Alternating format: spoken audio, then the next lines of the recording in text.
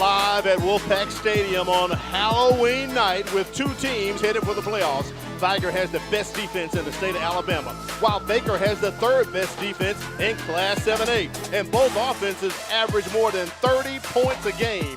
Can Baker cast a dastardly spell on Vigor and spoil an undefeated season? Or will the Wolves scare off the Hornets and howl on to victory? Get ready for a spooktacular Thursday night Halloween edition of the MCPSS High School Football Game of the Week. Good evening, I'm Al Wheaton, joined by Corley Bounty. We're glad you're with us. Corey, don't get it twisted. Both of these coaches really want to win bad tonight. No doubt about it. We'll see the starters playing for both of these teams. It won't be a rest week as both teams do prepare for the playoffs next week. But in this type of competition, to have a perfect season at 9-0, Vigor Wolves fans expect 10-0. Yeah. And they're right here on 913 Wilson Avenue. Baker trying to change the narrative and have a lot of momentum going into the playoffs. Something's got to give tonight, but it's going to be with mano and mano, best against best on this Halloween night here on 913 Wilson Avenue. It's our first time broadcasting a game on Halloween. I've done one game before some years ago, and man, it was something else. And I know the Wolfpack fans are ready tonight. So, Corey, let's get into your checklist for this ball game. What do these teams need to do to get the win? Well, you look at the visitors, the Baker Hornets. They want to finish the regular season strong. And how do you do that with momentum going into the playoffs is with a win over this great explosive Wolfpack offense and defense. And they have to limit Vigor's explosive plays. And what does Coach Juan Johnson consider an explosive play? Anything over 20 yards or more. Right. And the tricks and the treats that we're going to get tonight, more treats than tricks for sure. And then for Vigor, you look at the Wolfpack wrap-up. The Vigor Wolves are giving up only 4.7 points per game, best in the state. Points without penalties. Coach McKenzie wants them to play a clean game, and they have to haunt the Hornets on Halloween and keep winning versus Baker. All right, let's take it down to the field and check out the coin toss right here going on. Sportsmanship at all times. You know what that means? Yes, sir. You know what class means? Yes, sir. Play with it. If you knock him down, you help him up. That's class. That's the way you play this game. Let's go out with class. You getting paid to play? You getting paid to play? Yes, sir. Come out here with a smile on your face because you're having fun. No negative at all. Be cool and have fun. That's all we ask of you. And we'll have fun with you. If you need anything, let me know. I'm going to represent, y'all representing us. Congratulations, okay? Appreciate it. This is my last game officially. I'm retiring after this game. So I've been doing it 35 years, so I know what I'm doing. So just have a thank you, sir. You're going to call the toss. That's heads and that's tails. That's tails and that's heads. Don't you call it loud enough where he can hear you. What do you want? Tails. What do you call? Tails. Tails. I'm going to flip it. If I drop it, we'll do it again. He called it tails. It is a, what is it? It's tails. Tails. You want to defer to the second half, correct? Your football, which way you want to kick? Away from the scoreboard. Put your backs to the goal. Put your backs to the goal. Put your backs to the goal. Like we'll receive. Shake hand, wish him good luck. Great job right there by Michael Buck Beckton. We got the camera on him. He said after 35 years as a football official, he's hanging up his whistle tonight through the rain, the heat, and the occasional passionate fan.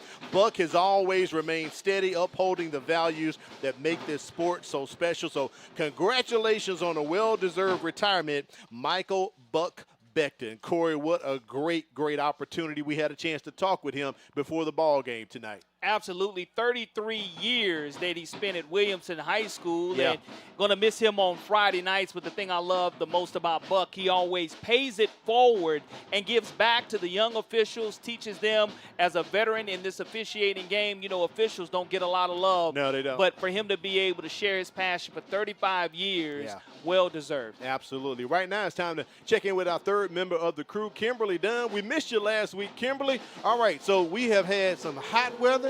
We had a fake fall. We had actual fall. What are we going to have tonight, Kim?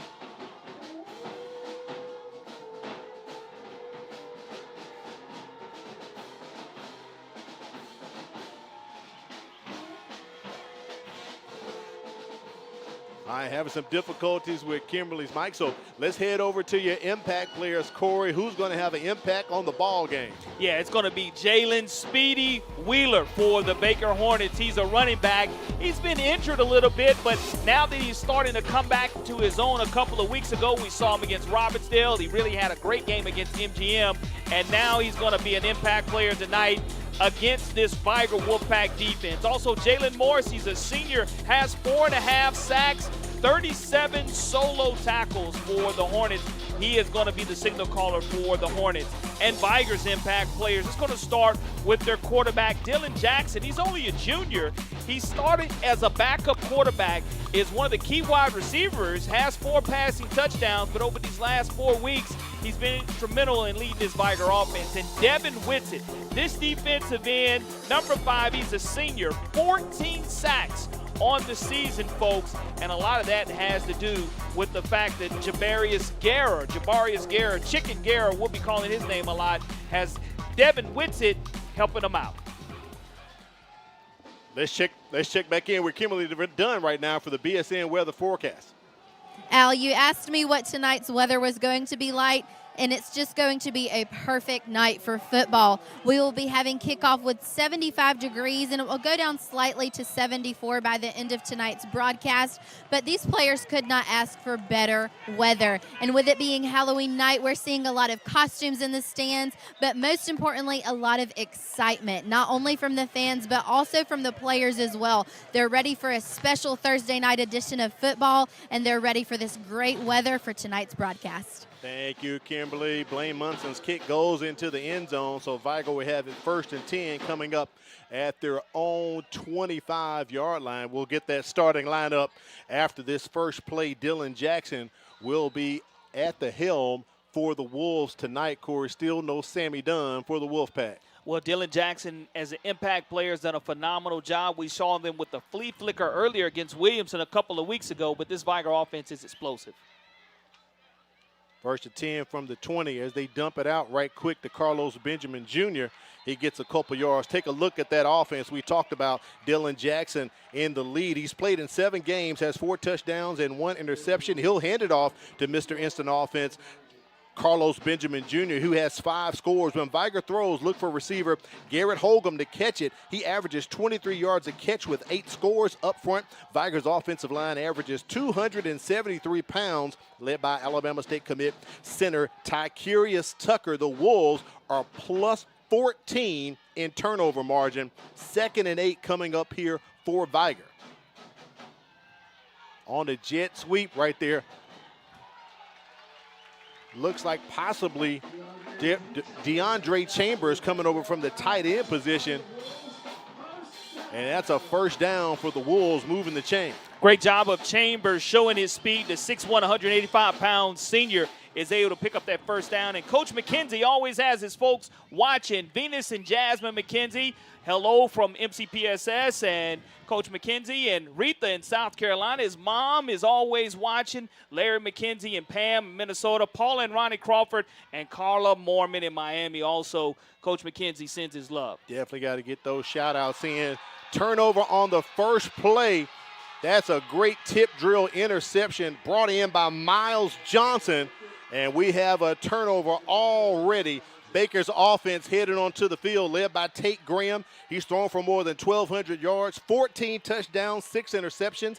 Behind him is leading rusher Tristan Robinson, who has over 400 yards, 3 scores on the ground. Graham will try to get it to Josh Jones when he goes through the air. Jones has 3 scores over 500 yards, and they return a wealth of experience up front.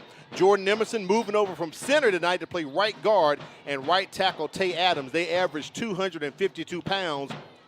Baker plus 14 in the turnover margin as well. And on an early run, getting it started right there, Speedy Wheeler, impact player, Corey, having an early impact. Miles Johnson, I'll go back to the interception on the tip drill. The 6', 170-pound sophomore was able to get his 1st interception for the Hornets, and you see the speed of Wheeler also. Graham back to throw. That ball is batted. It'll bring up 3rd down and 5 here for the Hornets. Kudos to Michael Perry, the defensive coordinator for Vigor, only giving up 4.7 points per game. And this Juan Johnson offense is one that has a great tempo to it. Tucker Brown handling the running game and Austin Barber handling the passing game for Baker. And got Coach Johnson coming down from Hewitt-Trussville 1 year ago. They fake it to Wheeler. Quick pass right there as they get it to Josh Jones, leading receiver for the Hornets. That's going to be a first down, and they play up-tempo offense. Take a look at the defense for Vigor. They play a 3-4. Defensive end Devitt Whitsitt will rush from the edge. They average 237 pounds. The three Amigos linebackers, Kentonio Kelly Jr., Alabama commit Jabarius Chickengara, and Greg Crosby Jr., they have combined for over 200 tackles and 101 tackles for loss. Also in the secondary, Kevin Malone will be on the lookout for picks. He has 2 interceptions. He is tied for the lead in interceptions for Vigor. That handoff goes nowhere, met at the line of scrimmage. No gain on the play. Kentonio Kelly steps up from his linebacker position, the 5'11", 211-pound senior on the play. But I will say this, the offensive game plan for Juan Johnson, Tate Graham with the new quarterback taking over for Josh Flowers, you're going to have to get it out quick because we know Chickengara is coming along with Whitsitt. Right. So you're going to have to get it to the boundaries and try to run up the teeth of this defense. Going to be tough. Another handoff, picks up a couple of yards right there. Speedy Wheeler with the carry. It's going to be 3rd and long here for the Hornets. And you see on money down, Chickengara, it's going to be hard to run up the front of this 3-4 defense. Devin Whitsitt, Seth Kidd, and Amari Lofton up front for Vigor. And then you in the holes, the linebacker holes, Kentonio Kelly along with Chicken, Crosby. That's a tough defense to go up against, and this is going to be a huge down and distance situation. 3rd and 10 here for the Hornets.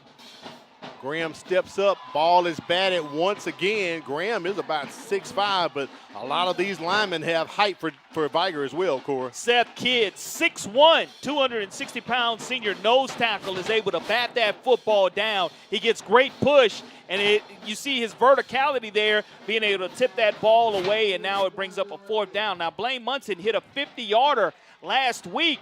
He's definitely one of the best specialists in this area. I believe it was a 51-yarder, Corey. This one is 41 yards, and it looks as if it is right through the uprights. That's why he was an impact player for Baker a couple weeks ago when he had that ball game against Robertsdale. Baker out to an early 3-0 lead, as we call it, points off turnovers for the Hornets. And when you have a specialist in high school football that can make you pay from 40 or 50 yards out, that career-long 51-yarder that you just mentioned that he did hit a week ago, gives him a lot of confidence. Does. He is the true specialist. He does kickoffs. He does extra points. He does it all for the Baker Hornets. And this young man is definitely collegiately going to help someone on that next level, but has an outstanding grade point average as well. So he's getting it done in the classroom for the Hornets also. Vigor right here down early in this contest, 9:05 remaining in the first quarter.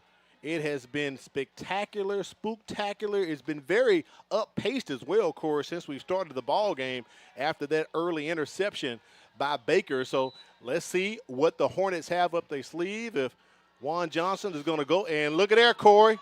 That is a live ball. Did not go 10 yards. Went 9 and died. And I wasn't planning on saying that, but something said bring it up. You never know if a coach trying to steal a possession. Baker was trying to do that. It is Halloween, and there's your trick. There it is. We've already got the treat of the 50-yarder or 40-plus yard field goal going in, and there is one opportunity to try to steal a possession, but Vigor is going to take over in outstanding field position at the Hornets' 49. After this play, we'll try to take a look at the Baker defense. We were trying to get them up, and they took over possession, so we had to switch over to offense after the first series for Vigor. Vigor tried to go with some trickeration. Carlos Benjamin in at the Wildcat position. Look at that Baker defense. They do play a 3-4. Mike Backer, Quintarius Robinson leads the Hornets in tackles. He'll get help from Will Backer, Jalen Morris, who leads the Hornets with 15.5 tackles for loss, up front, defensive end Zach Williams is the Hornets' sack leader with 4. Baker has 2 heavy hitters in the secondary, Rover Jawan Springs and free safety Donovan Hudson. Hudson leads Baker with 3 interceptions, and the Baker defensive line averages 248 pounds. It's going to be 2nd and 10, no gain on that play right there by Benjamin. They go back to him this time with the handoff, and he gets a couple, maybe 3, so 3rd down and about 7 coming up here for Vigor. Good job by Tremere Lett coming up and making a stop on the play. And when you look at the defensive coordinator, Eric Scott, for the Hornets, he's very familiar, as his brother is Derek Scott, the former head coach here at Vigor, who's now the head coach at Foley. But he knows the tendencies, and this is going to be an outstanding game, and here it is, a big money down. Jackson going deep, overthrows his receiver. Intended for Zacharias Wilson. Brings up 4th down here for the Wolfpack. They're in no man's land. See if they're actually going to try to punt this, or will they go for it? In this situation at the 49-yard line, you have a defense that's only giving up 4.7 points per game, and there's Joustin Fowler, a former state champion here at Vigor, former Alabama running back, and plays in the NFL as well. He coaches the running backs, and here it is. If you're going to flip the field, now's a great opportunity to do so with no special teams penalties. Isaac McNeil on to punt for Vigor. Katori Marion back to receive, almost blocked there. Sends a spiral. Marion takes it from the 16, gets up to about the 25. We have 2 flags on the field. Let's let Mike Becton and the crew sort it out. But what an open field tackle by Demetrius Johnson, the sophomore running back, coming down on special teams, making sure there was not a lot of yards after the fielding of this punt.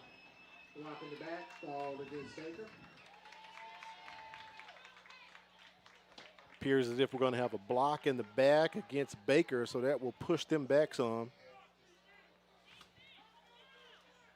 And they're going to walk it off right here. Costly penalty. Mike Becton, John Lane, Paul Brooks, Michael Rogers, John Henderson, Daryl Thames, and Chad Burns. During the return, blocking the back on the white. 10-yard penalty to the spot of the foul. 1st down. So that will really penalize Baker from the spot of the foul, 10 yards. That's going to place them up near maybe the 7 or 8 yard line. Watch the pressure here. Tate Graham, he's not going to have a lot of time in the pocket. He's going to get the ball out quick, and Baker's not going to have success running between the guard and tackle tonight. Man in motion for Baker. They fake it, give it to Speedy Wheeler. He gets up to about the 10, about a 2-yard pickup. So 2nd and 8 here for the Hornets. Deep, deep in their own side of the field here. And you have Seth Kidd and Chicken Guerra coming in to make the stop on the play. Tempo by Baker. They're definitely going to do a lot of that tonight. Graham's pass is complete. Gets it out to Katori Marion up to about the 12-yard line. Third and short coming up, Corey. 3rd and 1. You're not going to have success, again, running up the middle. You're going to have to get the ball out quick because this defense is just too potent working from the inside out. Marion goes into motion, almost runs into Speedy Wheeler. I think he should have enough as he gets up to the 20-yard line. That's going to be a 1st down for Baker, but a flag is on the play. And we'll see here where it's normally thrown. It's normally against the offense. Legal formation on the offense. 5-yard penalty. 3rd down. So Juan Johnson and the crew, Tucker Brown, Austin Barber, the offensive coordinators. Brown handles the run, Barber with the pass. They get penalized 5 yards. So instead of 3rd and 2, you're looking at 3rd and about 7 here, Corey. Huge difference in what Juan Johnson's play call will be. And you look at Baker, they don't go vertical a lot. They just love the play action. Graham steps back, overthrows the receiver. But we see flags on the play intended for Josh Jones. Will this be PI against Vigor? If so, that's going to be a 1st down. I know John McKenzie will not like that. That's one way you dig yourself out of a hole with the pass interference on no matter the down and distance. Yep. You're able to go vertical there, which is something that take your shot. Pass interference on the defense, 15-yard penalty, results in a first down. And that's exactly what Juan Johnson and Austin Barber, the pass game coordinator for the Hornets, were able to do. The Hornets average 30 points a game. Sure do, Corey. And something's got to give tonight because Vigor's only given up 4.7 points per game. Ball spotted at the 27-yard line.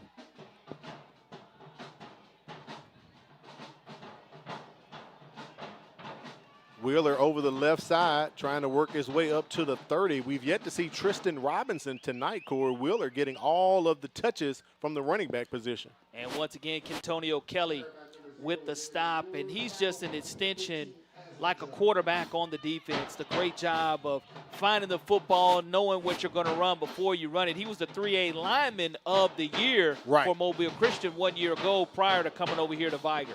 Ball sitting squarely on the 30-yard line. Empty set with Wheeler going into motion. Pressure on Graham. He does get it off to Josh Jones. Jones does a spin move, is tackled right out of bounds, close to the first down marker. And if you're going to give the wide receivers that much cushion, yes, the pressure came, but Tate Graham did a phenomenal job of taking the hit in the pocket and making an accurate throw with the pressure bearing down on him to pick up another Hornet first down. It is a first right at the 37. They're going to mark it here for the Hornets.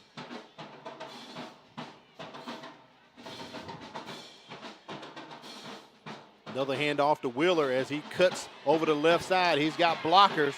I see flags, though, Corey. Yeah, that's going to be a holding coming back, and that's one of the few times. If you're able to get and bounce to the outside of this Vigor defensive line, it's normally because there is a holding. They don't give up those type of runs very often, and it's probably, after you all said and done, less than 80 yards on this entire season after you add the sacks. Holding on the offense, 10-yard penalty from the spot of foul. Remains first down. So it'll be first down. It'll just be first and long here coming up for Baker from the spot of the foul. Let's see where they end up spotting this ball. Looks right at the 36-yard line, so not too bad. First and 11 coming up here for the Hornets. Yeah, it takes away an explosive run by Baker, but we'll see here now at first and 11 if Baker's able to go ahead and get ahead of these sticks on first down. Wheeler goes into motion. Graham dumps it down to Josh Jones. He gets a nice block by Speedy Wheeler, and that's going to be enough for a first down. They're up to the 49-yard line. Quick release to Jones, making his 41st reception of the season, the 5'11", 165-pound junior, and here's tempo by Graham. That was a 13-yard reception by Jones right there. Another quick pass, incomplete, intended for Ed and Gwynn. So 2nd and 10. Juan Johnson continuing this up-tempo offense for Baker. Well, you throw to the tight end, you throw to your wide receivers, and you've also tried to have success bouncing it to the outside. You love the variety and the balance that Baker is continuing to show. And speaking of Baker, it looks as if we're going to have a timeout call right here by John McKenzie in Vigor. I think he wants to give his guys a breather at the 5:01 mark here in the first quarter. Baker is really running some tempo on Vigor tonight. Able to put the 3 points on the board off of the early tip drill interception, turning that into a specialist, making a long field goal. 3-0 here early in the first quarter. Still low scoring, which is right up Vigor's wheelhouse. Sure is. But you have to execute. That clock's going off in Graham's head. He's not holding the ball longer than 3 seconds before it's gone, because that's the type of pressure that Vigor's defense can apply. Vigor and Baker have met 13 times over the years. Vigor leads the series 10-3. The last time they played was back in 2017, and Baker won that contest 19-13. So these schools haven't met very often through the years, so this is definitely a rarity.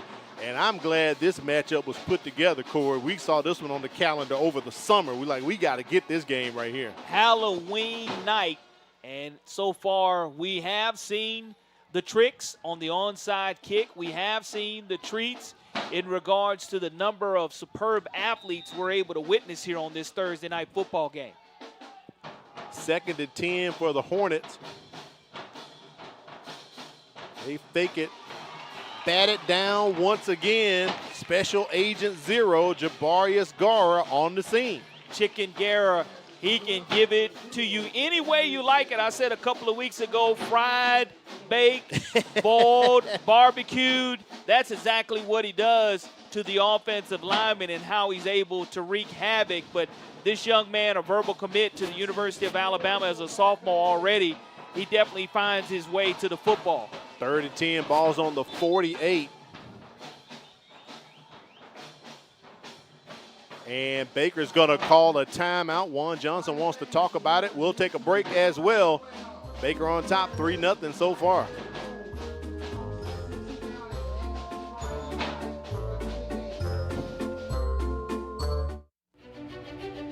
High school students, are you looking for a way to become a better leader? Then the Junior Officers Training Corps may be what you're seeking.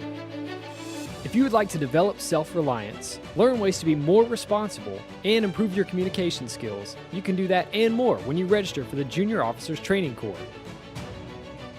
The JROTC program is available to all high school students in Mobile County. JROTC, we build a better you.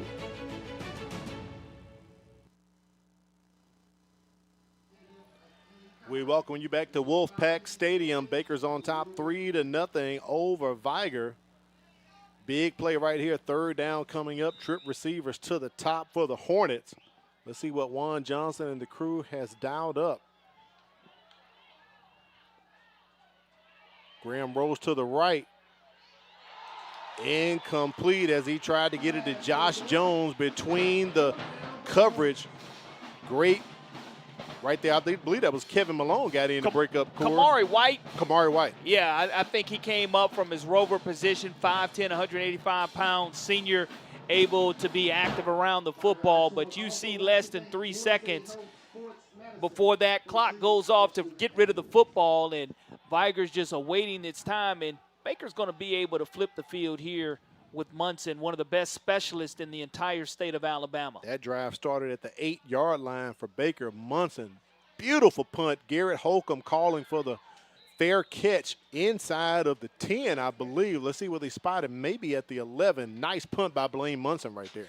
Well, what you want if you're Vigor's offensive coordinator KJ May and John McKenzie just have to find some rhythm offensively, some back-to-back first downs. We know the explosive plays that they can give you, but deep in your own territory, they can't afford any mental mistakes here at their own 10-yard line.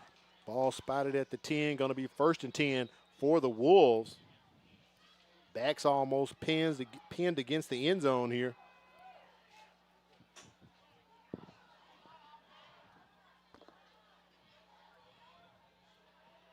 Hand off to Carlos Benjamin Jr. That's why the young man's committed to Mercer. He's got great speed. He's a track star as well, 2-time back-to-back champion. He gets the first down on the run. You see the offensive line get the push, and he knows what to do once you get to the 2nd level, and he hits the hole with explosiveness. And this young man, even though he hadn't been 100% healthy, he still has tremendous track state championship speed. 12-yard pickup by Benjamin right there. They go back to him. Trying to weave his way close to the 25-yard line, up to the 24. 2nd down coming up here for the Wolfpack. Tremere Lett, 5'9", 185-pound senior Sam linebacker on the stop. And that's a much better job there of Baker responding to that explosive run by who we call green pants. Yes, that's Benjamin, right. Even though he has on the black pants tonight, as you noted earlier. A lot of nicknames on the Vigor squad. Tough to keep up with him sometime, Corey. Play clock right at 10 seconds for Dylan Jackson. Jackson rolling out, looking to pass. DeAndre Chambers stretches. Did he get a foot down? I believe he did. He's going to be marked right there at the 36-yard line. Nice grab by DeAndre Chambers. Chambers makes his 4th reception of the season. The 6'1", 185-pound senior goes high and is able to keep a foot in bound to move the sticks. And I talked about that offensive rhythm. As soon as you see one first down, you see a second, and that's exactly what Coach McKenzie wants to feel out of his offense to gain a lot of confidence, not only in the line, but from his receivers and running backs also. Empty set right here in this formation. Jackson back there by himself looking to throw, trying to go deep. Overthrows Carlos Benjamin Jr., who's coming across the middle there on a crossing route, so it'll be 2nd and 10 here for Vigor. And we mentioned the fact that Dylan Jackson, one of our impact players, he's only 5'7". Right. But he does have 12 receptions on the season for 307 yards, and that's when Sammy Dunn was able to throw him the football. But now that he's taken over here the last month, because of Dunn's injury, Jackson's done a phenomenal job making that adjustment. 2nd and 10 for Vigor. Delayed draw as they give it to Carlos Benjamin Jr. Look at him. He might have on the black pants, but he's definitely eating up some green tonight, Corey, up to the 50. Does a wonderful job reading and waiting for the hole to open up and bust around the right side of that line, is able to pick up another Wolfpack first down. But his tremendous patience and his vision, once he gets to that second level, nobody from a safety standpoint, unless you have a great angle on him, are going to be able to tackle him. You see his patience right here. He cuts right there to the right, and he ducks down and gets another Wolfpack first down. 14-yard pickup right there by Benjamin as he comes out of the I formation, going out to be a receiver. Right up the middle with the draw play. Vigor's trying to catch him off guard. That's going to be a first down and more. DeAndre Chambers takes it from the fullback spot, and he makes it happen. Showing his versatility on senior night, just getting it after Benjamin waves himself out of the backfield. You hit the up back and right up the gut, and a lot of momentum and rhythm offensively now for the Wolfpack. 17-yard pickup by Chambers. Ball's at the 33. Now Vigor on the move. Can the Baker Hornets defense bow up here? And we have flags on the play. Big Nicholas Poe, 6'1", 295 Prior to the pounds. snap, false start on the offense, 5-yard penalty, remains first down. He couldn't hold that spot, huh, Corey? Hey, look, at close to 300, once that weight gets to rocking, you're not going to be able to hide that. Big fella couldn't stop the motion. That pushes him back to the 38. So it's now 1st and 15 here for Vigor. Had a chance to meet him at the Crichton Optimist Club, and I guarantee he'll make up for it with a pancake or a knockdown. They give it back to Benjamin Jr. He gets it out to the edge outside the numbers. Nice run by Carlos Benjamin Jr. up to the 34 where they'll spot it. Jalen Morris, again, the wheel linebacker, 6'1", 195-pound senior. You look hitting that right side that he just went behind Nicholas Poe, and you see the patience and the vision there at ground level of Green Pants Benjamin.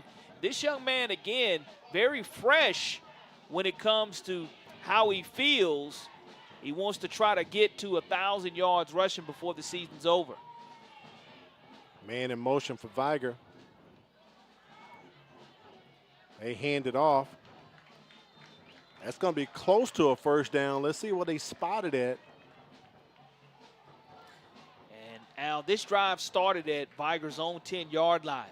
And they have definitely flipped the field with a few explosive plays and have a wonderful drive going here as we are under the 2-minute mark, and the Wolfpack are approaching the red zone area.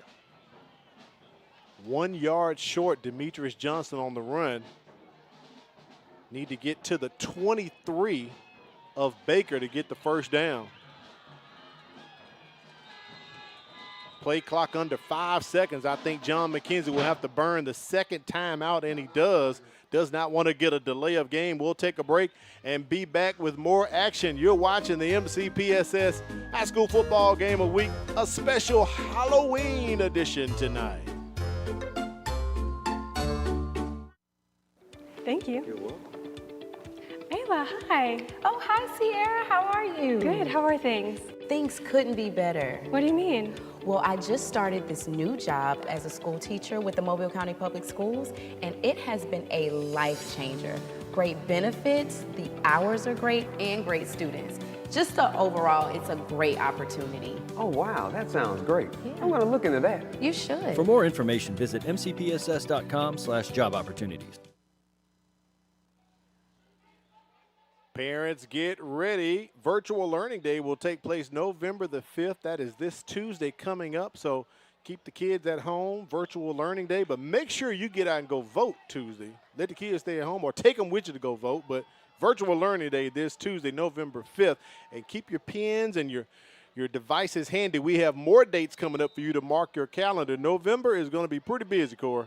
No question about it, and I know it's been busy here on offense as this is the 9th play of this Wolfpack drive. Trying to get a first down, pick it up, DeAndre Chambers. They're pushing him out wide. He's got to make the turn, stretches, and the young man is going to have enough to get it. And that is all Chambers, his awareness of where he was on the field and falling forward and keeping his balance as he bounced to the outside.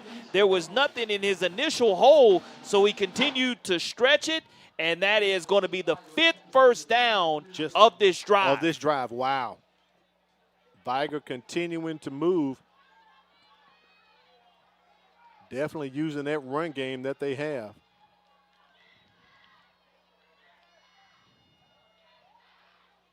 Play action. Jackson's pass is complete. Nope, incomplete. DeAndre Chambers, he took a lick. Miles Johnson, the one who had the interception earlier, just absolutely finished this play, and it was a great hit, hard hitting right underneath the helmet and around the chin area, and you like to see the wide receiver be able to show his toughness and bounce back, but that's the type of football licks that you are expected to see passed on this Halloween night here. Don't say that this game doesn't mean anything to both of these teams, because it does. For a second, I thought Chambers held on to it, but great job on the replay, Charles. You can see the ball pop out right there. Direct snap to Carlos Benjamin Jr. We saw him run one to the house against Williamson out of that same formation. Picks up a couple, makes it positive, but it's going to be 3rd down and about 7 coming up here for Vigor. And inside the red zone area at that 19-yard line, Coach McKenzie, he goes over his play sheet early and often and knows exactly what he wants to call, and it's just going to be up for the execution of Vigor's offensive line not to pick up any holding penalties here, as this will be close to the last play of the quarter. As you said, partner, here's money down right here. Vigor will have to run a play before the quarter expires. Jackson with the pass tries to squeeze it in between 2 Hornet defenders. Stops the clock at 10 seconds remaining in the first quarter, but it is 4th down, ball at the 19-yard line. Intended for Kiki Malone, the 5'7", 130-pound senior there, and it's just hard when you're rolling that pocket to your right, and you don't have a clean route that was run to be able to pick that first down up. But Vigor here on 4th down will try to convert. They need to get to the 13-yard line to keep this drive alive.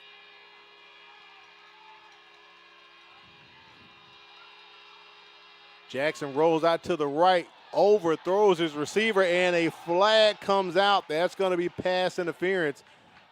They were all on top of Garrett Holcomb, and I think someone's going to be guilty as charged, Corey. Holcomb, the 5'10", 180-pound junior, trying to run his route in the secondary, and the Hornets went ahead and committed one of those cardinal sin penalties on 4th down, and he wasn't able to finish, and you tackle him really before he's even able to make a play on the football, and we've seen the athleticism of Holcomb. On the defense. Half the distance to go, play results in the first down. So half the distance will put it at the 9, just inside of the 10-yard line, more closer to the 10 than the 9, but we'll call it the 9. 1st and goal here, 5.5 seconds remaining in the first quarter. Demetrius Johnson, he gets up to about the 4 or the 5. That'll be our last play of the first quarter. Vigor trying to drive to get on the board. We'll be back with second quarter action on this Halloween Thursday edition of the MCPSS High School Football Game of the Week.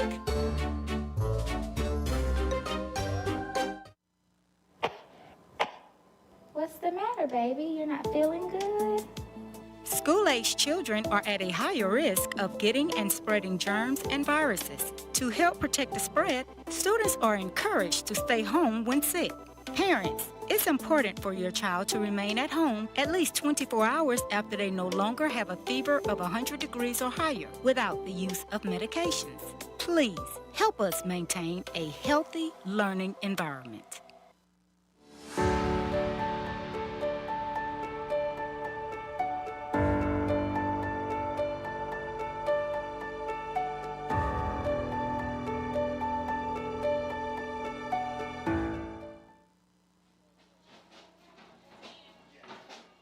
We welcome you back to Wolfpack Stadium. Al Whedon, Corley Bounty on the sidelines. Kimberly Dunn, our statisticians, China Powell and Matt Moore. Great shot of the cymbal player right there, getting it in for the Wolfpack band. He's looking at him like, dude, you too loud. and Al, I will say this, because it is Halloween, this has turned into a thriller night. Oh, you're killing it, Corey. That was a good one. That was a good one. Second and goal here, I believe, from the 5-yard line. Yes, that's 5 for the Wolfpack, trying to punch it in. Corey, I haven't seen every Vigor game of the season, but I don't know if they've been held scoreless in the first quarter so far. No, that's something that doesn't happen often, and credit to this defense of the Baker Hornets, but Vigor knocking on the door. They fake it, give it to Demetrius Johnson. He's tackled near the 2-yard line. It's going to be third down. They're going to spot it at the 1. Third and goal from the 1-yard line here for the Wolves. LeGermany Treywick on the tackle, and this is where this huge offensive line gets their push, and they want to do so without penalties. They go inside with it, and that's going to be a touchdown for the Vigor Wolves. They're on the board. And it looks like it's going to be Robinson coming in and being able to get that touchdown. And that is going to be his third rushing touchdown of the season. The 5'8", 169-pound senior able to get behind that big O-line and push it in. And what a drive that was put together. 16-play drive for the Wolfpack. Good job by Robinson. He laid a nice block on the previous play, but right now it looks as if Vigor is possibly going to be going for 2. I don't see Malik Fremont out there, Cora. They snap it to Jackson. He rolls. And the 2-point try, they're still going with the effort. And it's not going to be enough on the reception right there. Kingston Bush comes over from defense, so the 2-point try, no good. Huge difference in special teams there, but that was a 90-yard drive that was put together by this Wolfpack offense. And you look at Eric Scott, the defensive coordinator for Baker, held them scoreless there in the first quarter, but the rhythm came into effect for Vigor. Let's check in with Kimberly Dunn. What's going on, Kim? I was able to talk with the coach for Baker, Coach Johnson, earlier this week. They were chosen as the Lanyap Team of the Week for their win against Fairhope last week in a region game. And I asked him what his game plan for tonight's game was.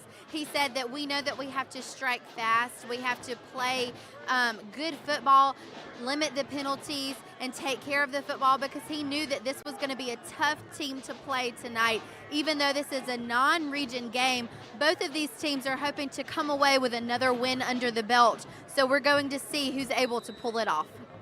Thank you, Kimberly. Something you do have to think about, a 5'8" team playing a 7'8" team. But what I like about it, Corey, the athleticism of Vigor, probably something Baker hadn't seen, maybe playing MGM, possibly Jackson, and the depth that Baker's going to put up against Vigor, something they probably haven't seen as well. So it's a good matchup tonight. Katori Marion showing some juice. Flag on the play as Marion is knocked out of bounds at about the 45-yard line. And another late flag comes in near the Vigor sideline as well. And what you're seeing here on this special teams play is Vigor trying to just grab instead of wrap up and tackle, break down and make the tackle. And on special teams, that's usually your best effort. You see Fremont keep the ball in bounds, which is huge. Very important. But you also see Katori Marion. You'll see one person grab high, nice move by Marion, missed there. Holding on the return team. 10-yard penalty from the spotted foul. And you see first down. Nothing but black jersey being grabbed right in front of it, Josh Jones. Josh Jones. Baker does have double numbers, Corey. We have to keep that in mind, but it did appear to be Jones right there. But he had a lot of that black jersey. Yeah, and again, Marion does a good job showing his shiftiness, but we'll see here if Vigor and the defensive coordinator, Michael Perry, are able to dial up something for this up-tempo offense of Baker. 1st and 10 from the 34, Speedy Wheeler. Bouncing off like a pinball, does all that and gets 1 yard on the carry. So call it 2nd down and 9 here for the Hornets. And there's a reason that this Wolfpack defense is #1 in the state, and Baker made him pay off of that early turnover. 2-yard pickup by Wheeler. Nice little quick out right there by Graham. That's going to be enough to get the 1st down. Nice reception right there by Christian White. And I love the fact that this tempo offense that Juan Johnson has brought from Hewitt Trussville was their offensive coordinator for 8 years. And it is really played into the favor of these speedy athletes that he has on the perimeter. And I believe we have a timeout called. I don't know if Vigor called it or Baker called it. I don't see any injured players on the field. So we have a timeout. We'll take a break as well and come back and give you more action as well. Don't move. Days of school per month has a negative effect on student achievement, and that chronic absenteeism is negatively impacting 1 out of every 10 Alabama students. Studies show students who are chronically absent are more likely to drop out of school. For every 1 day your child is absent from school, it takes 3 days for them to catch up. So if I am not sick, make sure I'm at school, because missing school means missing out.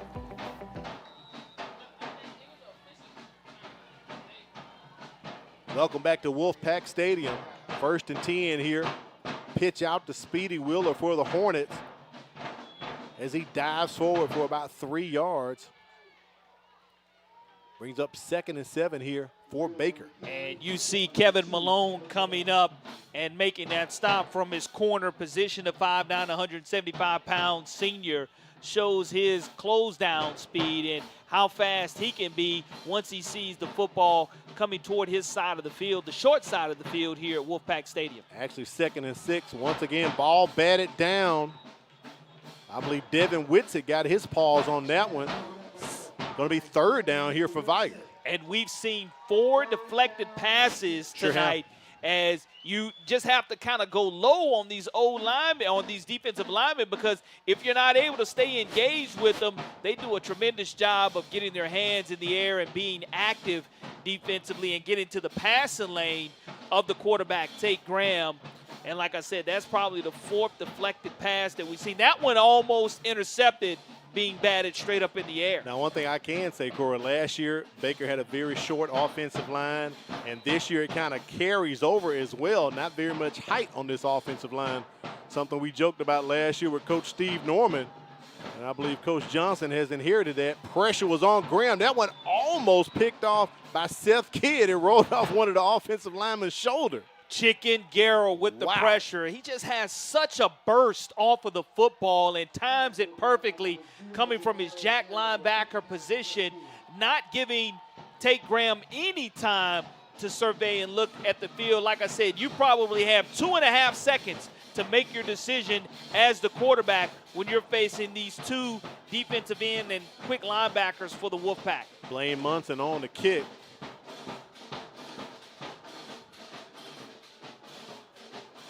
Nice punt by Munson. Holcomb going to stay away from it. Takes a little backspin. And Baker's going to down it. It's still marching. They're still marching. Let's see, it's going to be at about the 34-yard line. And you mentioned, this being 7A versus 5A, Baker being 7A, Vigor being 5A. But Vigor, they want to go 10-0 in the regular season. They do. When Coach McKenzie a few years ago, when they won the state championship, they lost that last regular season game to St. Paul's. And they want that perfection to be considered perfect. They have to take care of this tall task at hand in front of them called the Baker Hornets. That's something Carlos Benjamin talked about. I heard him this morning on the radio saying, the seniors, we want to go 10-0 because, as you said, Corey, they were freshmen then and they lost that last game, so they want to go out on senior night on top. Nice run by Benjamin up to the 35, so they're trying to have a perfect season, and Baker's trying to say, hey, we want to pick up our 7th win. You get to that second and third level, Donovan Hudson, the free safety, 6 foot, 185-pound senior on the tackle.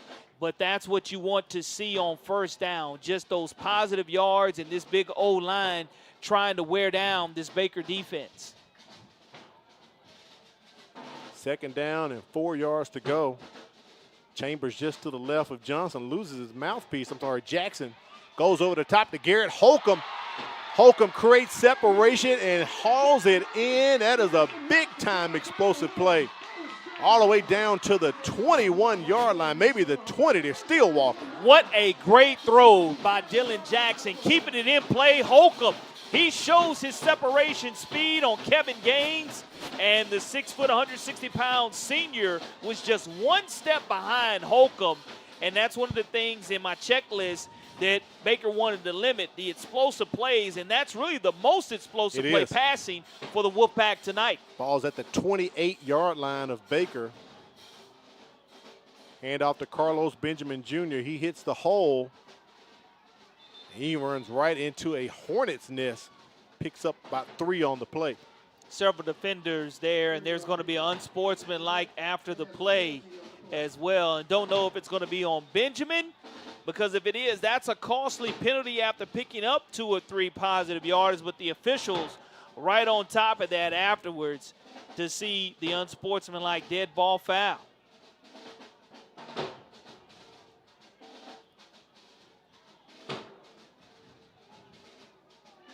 That is going against Vigor. Good out there, Corey.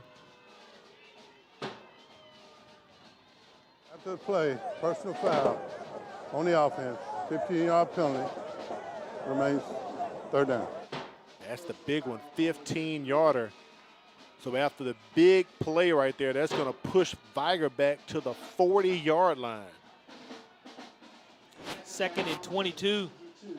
2nd and 22 now for the Wolfpack, but we saw them on the last drive have a lot of success and go 90 yards, being able to show balance offensively as well. Direct snap to Carlos Benjamin. He's going to try to get back that 15-yard penalty. Gets up to the 30. Nice run right there. 10-yard pickup by Benjamin Jr. Anytime you're able to get to the second level, that means the O-linemen up front have done their job in the trenches. And you get to that linebacker or to the corners and the free safeties, that's that second level, and nobody in the state has the type of burst that Green Pants Benjamin #1 has in the open field. This offense averaged 38 points a contest for Vigor. Jackson going to step up. Thought he was possibly going to run it. He is tackled. Fumble. The ball is out. There's a flag on the play. A lot to sort out here. I think some of the players thought the play was over, but the whistle had not blown, Corey. And that's one of the great jobs of the officials, being slow on the official. Jawan Springs comes away with it, and Dylan didn't feel the pressure coming from the backside. Right. But maybe he had been grabbed when he was trying to rush away initially by the face mask, and then he tried to get his wits about him, and the pressure comes from the backside. So the 15 for the unsportsmanlike dead ball, you're going to get back right here with this face mask if it's called against the Hornets. Foul, face mask. So that'll save that fumble right there. Take a look at the replay. Jackson steps up, and there's your There face it is mask. right But there. he doesn't feel that pressure coming from the backside, and that would have been Personal foul, a face nice mask scoop on the up defense. for 15-yard Baker. penalty, first down. And credit to Jackson for playing through the face mask. He just has to be aware of where that pressure is coming from, but it does give the Wolfpack a fresh set of downs there and continues this drive in the red zone from the 15-yard line of the Hornets. First down and 10 for Vigor. Jackson goes under center. Mike Beckton calling for a stoppage, trying to get the chain together with the crew.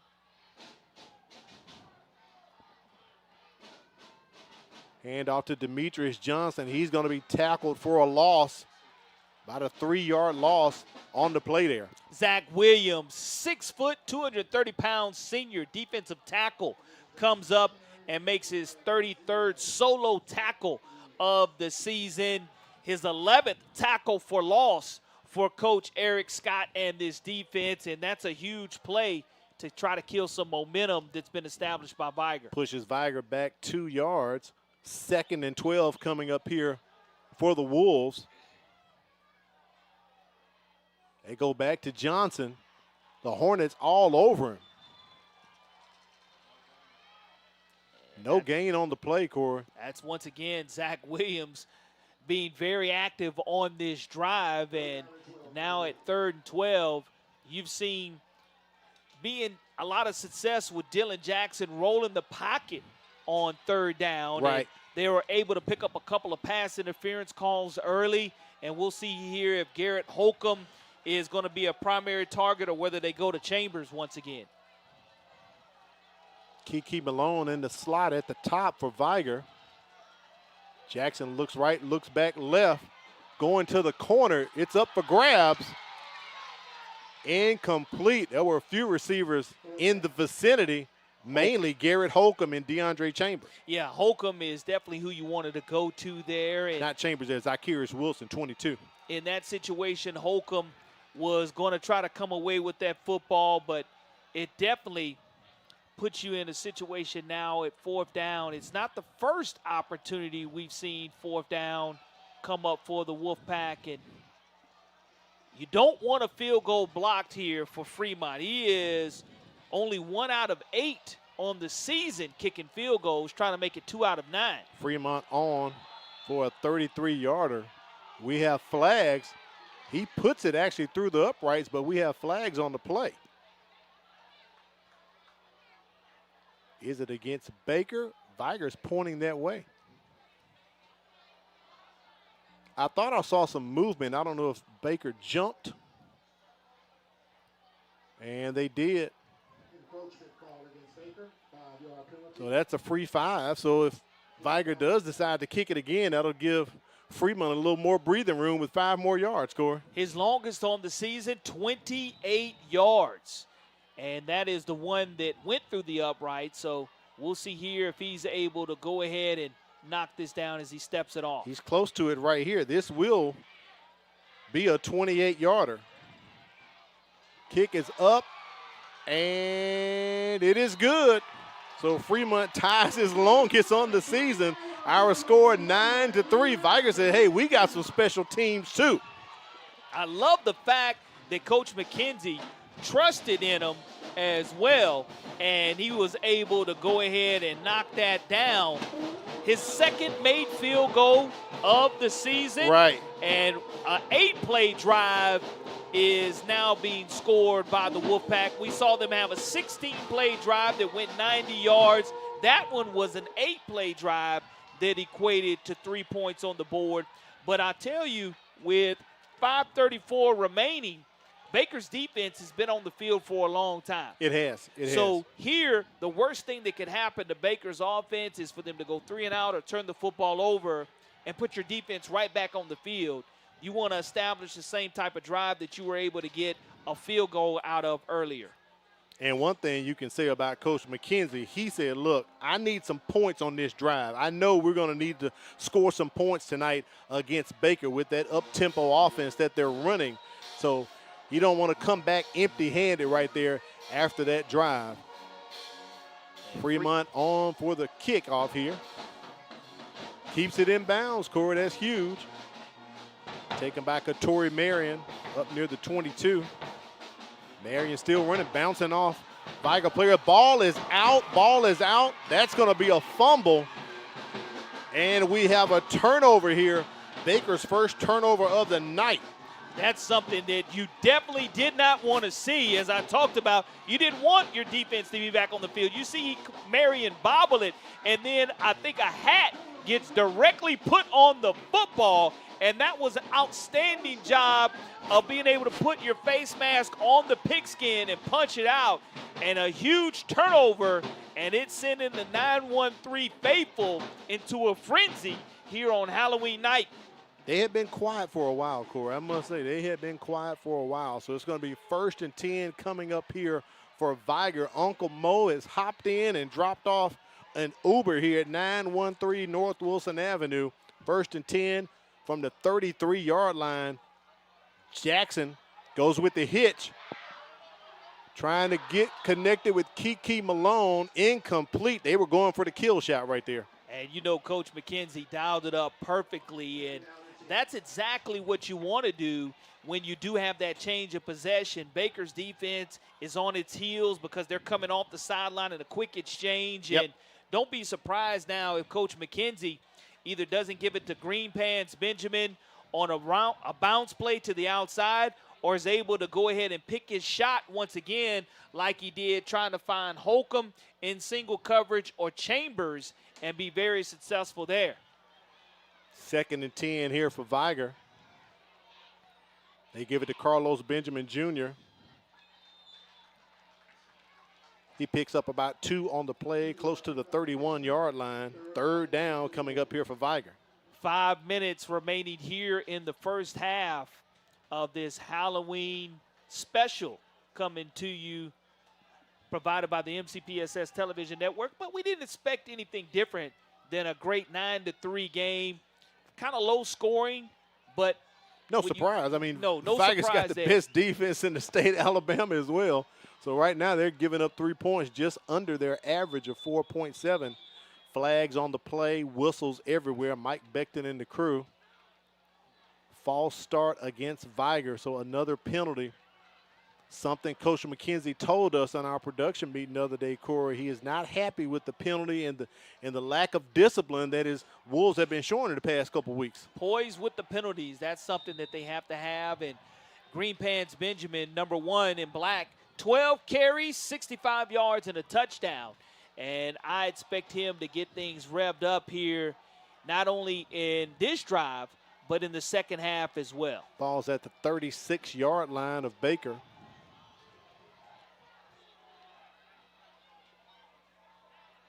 Hand off to Benjamin once again. They eat him up.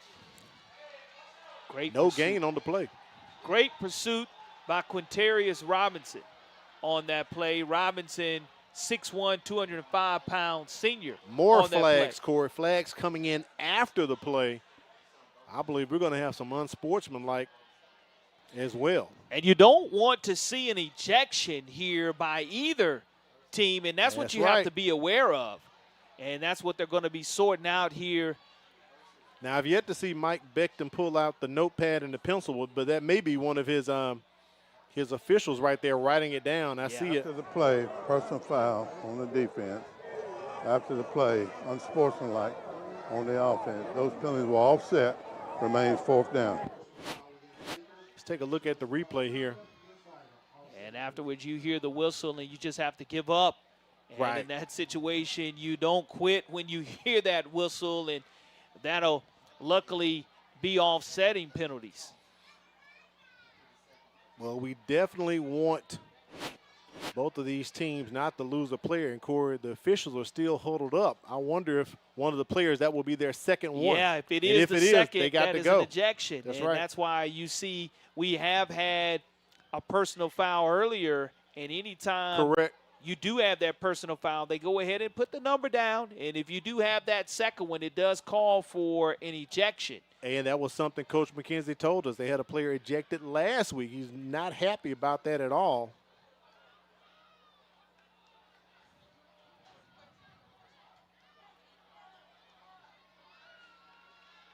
And he's going to bring on the punting crew. I don't think anyone has been ejected so far. Mike Beckton hasn't told us. But after this interception, Vigor can't get out of their own way, shooting themselves in the foot here. And they're going to bring on Isaac McNeil to punt. As Katori Marion is going to go back. You're going to rush 5 here if you're the Hornets. And have not come close to blocking one tonight.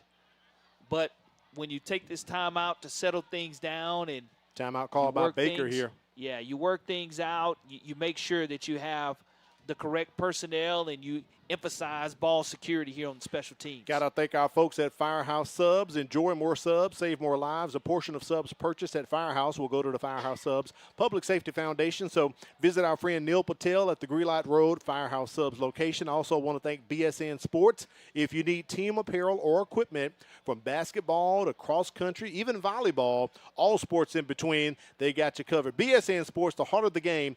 Visit them online at bsnsports.com. And also coming up at halftime, we'll have the Chick-fil-A Halftime Trivia Challenge, our last time playing that this season. So got to thank Chick-fil-A, BSN, Firehouse Subs. These folks were jumping on board with us, Corey, been taking care of us all season long. Thank you so much. We really appreciate it. No question about it, and we love an opportunity for the crew to be fed before the game, and thank Chick-fil-A and Firehouse for doing that and BSN for keeping us equipped. All right, we're back. I think Baker should be down to 1 timeout remaining if Juan Johnson called that one, and Vigor should possibly have one as well. And, Corey, like last week, we have whistles again and laundry on the field. False start on the offense. 5-yard penalty, remains 4th down. I mean, I know it's Halloween and a special edition, but we don't want it to be a flag fest. We want trick or treats. We want candy and sweets, and we don't want all these flags, Corey. No doubt about that. And, you want to go ahead and be able to capitalize here. You look at Baker, how many they have at the line of scrimmage. They're coming all out. They're bringing the house, after Corey. This punt. One guy pulls off. Marion setting up at his own 11-yard line. It's going to be short hop right there by McNeil. Vigor's going to get a very friendly Wolfpack roll as they're going to down this ball at the 1-yard line. Special teams perfection. Wow. So very far, good job right there. By the Wolfpack, they were able to create a turnover on a kickoff, and they also were able to kick a field goal. And you look at special teams being that third phase of the game for the Wolfpack, and now sure did make them drive 99 yards. We've seen plenty of safeties this season, and I don't expect anything different. And starting quarterback Sammy Dunn. There's a shot of him right there. You look at this young man and what he's been able to bring to this team. You're missing 14 total touchdowns, right? And almost 1,000 yards passing. But right here, the defense is what the Hornets have to be aware of. Graham in his end zones, got to get rid of it. Going over the middle, incomplete. Trying to hook up with Katori Marion. 2nd down here for Baker. This defense is so tough by the Wolfpack. You can't afford to run the ball up the teeth and up the middle because there's no room to work from right here. You have to get the ball out quickly, and hopefully you don't get a holding call because a holding call in the end zone equates to a safety. Speedy Wheeler in the end zone with Graham there. Play clock approaching 10 seconds. Pass incomplete once again.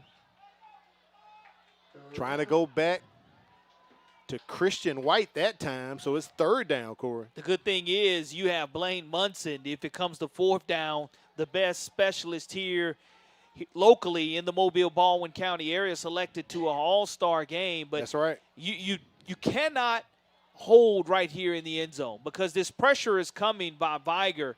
And you don't want to commit a penalty, and Tate Graham has to get rid of the football so fast that the corners can't be called for holding because of how quickly Graham has to get rid of the football. And we have a flag, false start against Baker. It's going to be declined, 3rd down. And so far, because of this great pressure, You have Tate Graham only being 5 out of 14, and the pressure is going to continue to come from Whitsitt and Guerra. I'm sure Vigor's not trying to be beat on the slant route at this time. They're going to hand it off to Speedy Wheeler, and he was almost tackled back for a safety. Gets a little room up to about the 2 or the 3. So as you said, here comes Blaine Munson and the special teams crew to see if he can put his foot into one to try to flip the field. Kingston Bush on the stop for the Wolfpack. And, you know, don't commit a penalty on Munson here if you're Vigor trying to block this. Just set up the wall and give your returner an opportunity to have a tremendous return, because we know the speed that is getting ready to catch this football for Vigor. And regardless of whether this punt goes 30 or 40 yards, just go ahead and be disciplined without holding. I believe we have a timeout called. I think that one may be assessed possibly to Vigor. The scoreboard says Vigor is out of timeouts as the special teams crew runs back out onto the field. And it says Baker has 2 timeouts remaining, but I don't think that's true at all, Corey. Blaine Munson will get a chance to see his leg here, as Vigor is not going to bring the house. They're going to set up a great return as they have 2 back. They've put 2 back. Typically have Kevin Malone, but now Garrett Holcomb and Kevin Malone. Munson right near the back line of the end zone. He gets the punt off, kind of shanks it a bit, Corey. Comes out here to the right. Let's see where they spotted it. Maybe the 38-yard line. Once again, great field position for Vigor. And Munson just knew that he couldn't take a step backwards or it would be a safety, because he would have stepped on the white chalk, signaling out of bounds, and he had to go ahead and get it away. And he was able to, even though it was a shank, it still did go some 30 yards. But this Wolfpack offense will be right back in play with 3:08 remaining, being able to open up the playbook for Dylan Jackson, Garrett Holcomb, and Carlos Greenpants Benjamin. Baker will get the ball first in the second half. I'm sure Coach Juan Johnson wanted some kind of 2-for-1 right there. Jackson pass is overthrown, and it is into the hands of a Baker defender. That's going to be an interception right there for the Hornets. Great job hauling it in. Kevin Gaines, his second interception of the season. Play action, overthrown, trying to go ahead and throw it right down the hash. And you tried to hit 25 DeAndre Chambers, but that's going to be Gaines' second interception of the season. The 6', 160-pound senior, and right back in their own territory are the Hornets. And a quick change over. We'll see what happens here as far as Baker in the shadows of their own end zone. Right. You can't get called for the holding. It's almost a flashback of what we saw one possession ago, just trying to get 1 or 2 yards to get you a little breathing room. See where they're going to spot it at. I believe it's at the 4-yard line. I think we have play about to start here. And I think my TD and my producer kind of got a little happy on the buttons. They're giving us some trick or treat tonight. There we go. A little first trick and by 10 our from the producers. 4. Yeah. I think Wade wants to show off all his gimmicks tonight. He's doing a great job, man, with the graphics. So I think we want to show them all. But it's 1st and 10. Direct snap right there out of the end zone for the Hornets. They pulled Graham out and put in to take that direct snap. And that's what you have to. Jawan Springs. That's what you have to do. I mean, Amari Lofton, the 6'4", 240-pound senior, on the stop for the Wolfpack. And you just want to try to get your big beef moving forward, giving you just a couple of yards of breathing room here for Juan Johnson. Ball's at the 6-yard line.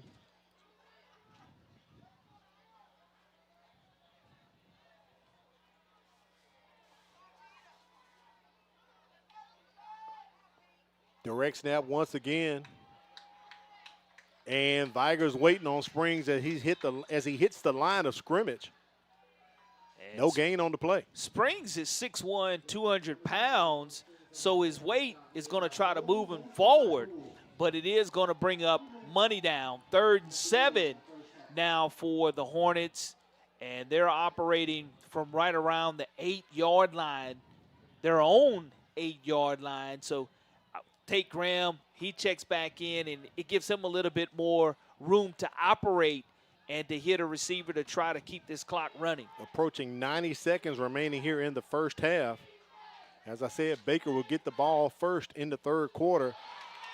Ball caught, ball dropped by Ed Gwynn. Can't believe it, Corey. I think he tried to run before he caught the ball.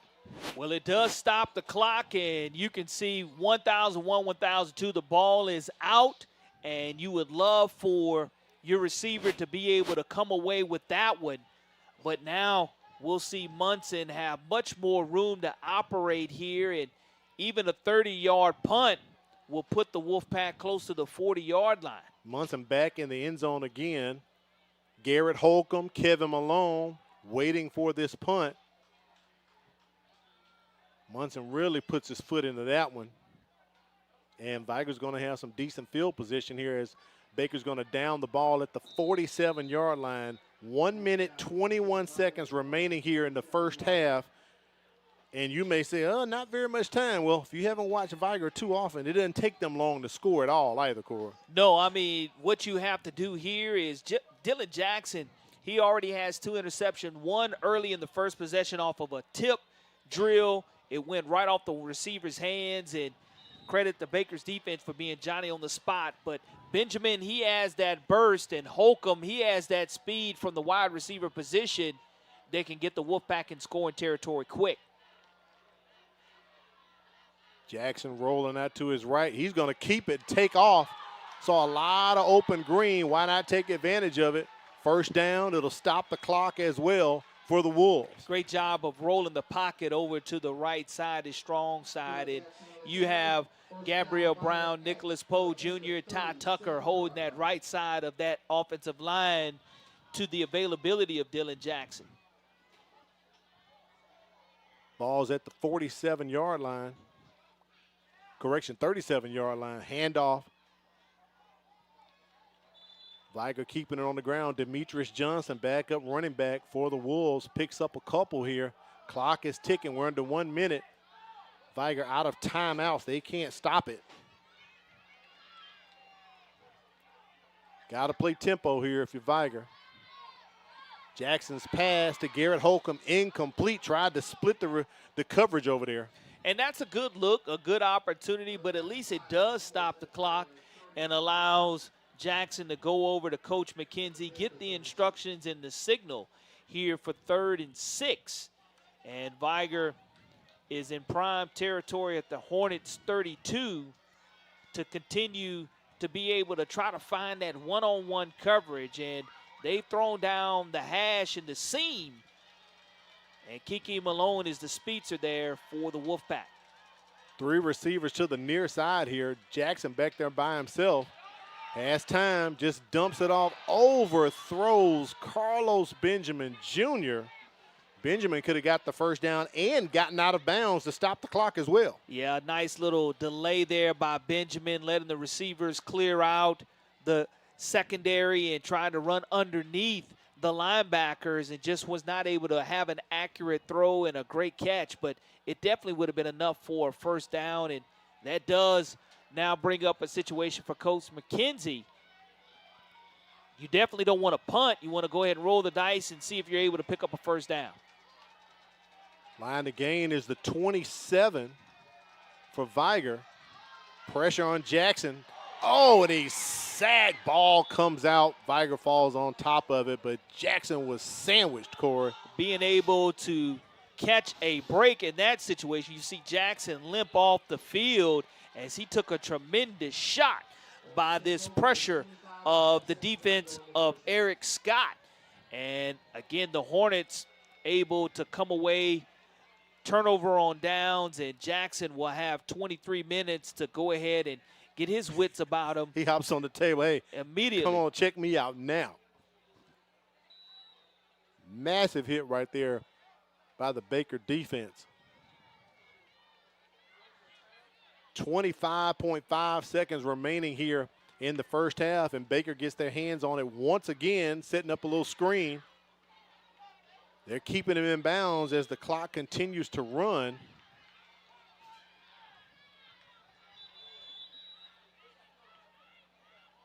And I think we have an injured player on the far side near the Baker sideline.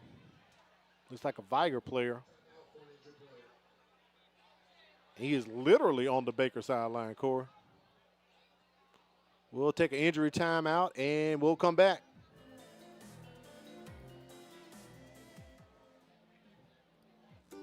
There's a lot to like about Mobile County Public Schools. What I enjoy about Mobile County School is the extra attention my teachers give us to help us learn.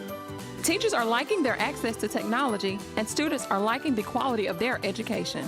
I like the technology that's been incorporated into my education. And since 1826, you have trusted us to prepare your child for their future, and we like that. Mobile County Public Schools. We are learning today, leading tomorrow. We are back here at Wolfpack Stadium. Injured Vigor player comes off the field on his own power, Kamari White. So it'll be second down here coming up for Baker. 13 seconds remaining. Corey, this could be similar to that Commanders game Sunday. If you get a quick first down, get out of bounds, stop the clock, then go for the Hail Mary. It's something that Coach Johnson's definitely talking about with his staff. And the biggest thing is value in the football, because with this Vigor defense, you're not going to have more than 3 or 4 seconds to throw the football. So whatever you do, it's going to have to be quick because the pressure is coming from the inside out. Guerra, along with Whitsitt, they're going to go ahead and collapse the pocket, and Seth Kidd, the nose tackle, he gets a great push up front as well for Michael Perry's defense. And here it is. To me, really, you have a chance here to go one-on-one to try to get a pass interference call, but you can count to yourself 3.5 seconds and the ball is going to be gone. Marion goes into motion. They're trying to set up a little screen. Graham, very smart, throws it at the feet of Ed Nguyen, 8.8 seconds. Brings up third down for the Hornets. Yeah, just not a lot of time for any quarterback that has faced this Vigor defense throughout this entire season. And right at 3 points, that was early with the points off turnovers. But here, I don't even want to risk a Hail Mary because of the speed of the secondary that Vigor has. And they hand it off to Speedy Wheeler. And that's probably going to be our last play of the first half. A very interesting first half we have had. Vigor with 2 turnovers, Baker with 1 turnover. Vigor able to capitalize, get a field goal off the turnover. Baker, on the other hand, not able to get points, but 9-3 is our score at the half, Corey. And really the story of the first half has been time of possession. And Vigor was able to go ahead and go on a couple of long drives. Also, Baker was able to score off of that 1 turnover to get their 3 points. All right, we'll take a break, come back. It'll be halftime. It's senior night here at Wolfpack Stadium. Vigor on top, 9-3. I'm Keith Blackwood, your Mobile County District Attorney. I want to remind you about the truancy laws. 5 unexcused absences requires you to attend the early warning truancy program. Failure to attend the early warning truancy program can cause you to appear before a judge in circuit court. We need you to stay in school. This is a serious law, and it needs to be taken very seriously. I wish you and your family a safe, happy, and successful school year.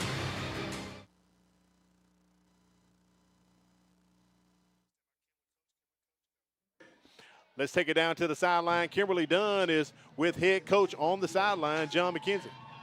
Coach McKenzie, your team's been able to capitalize on some mistakes made by the Baker team. What improvements are you going to talk to your team about during halftime? Well, it's the little things. We haven't been able to take advantage of some of the things that they've given us on the defensive side of the ball. We're knocking down a lot of balls, but we're not making the 50-50 chance where we're not coming up with other opportunities. So that's something that if we could just get a couple of those, we'll be in good shape. So what's the message that you're telling your team once they come back after halftime? You know, and the second half of our season, we're just trying to hold on to that rope. We're literally trying to finish. We're usually a good second half ball club because of our conditioning, so we just want to make sure that we continue to be on progress and finish this game strong. All right, Coach, I'll let you go with your team. Thank you so much. Thank you very much. All right, Kimberly, we appreciate that. Let's take it down to the field. Time to watch the mighty marching Wolves of Vigor High School.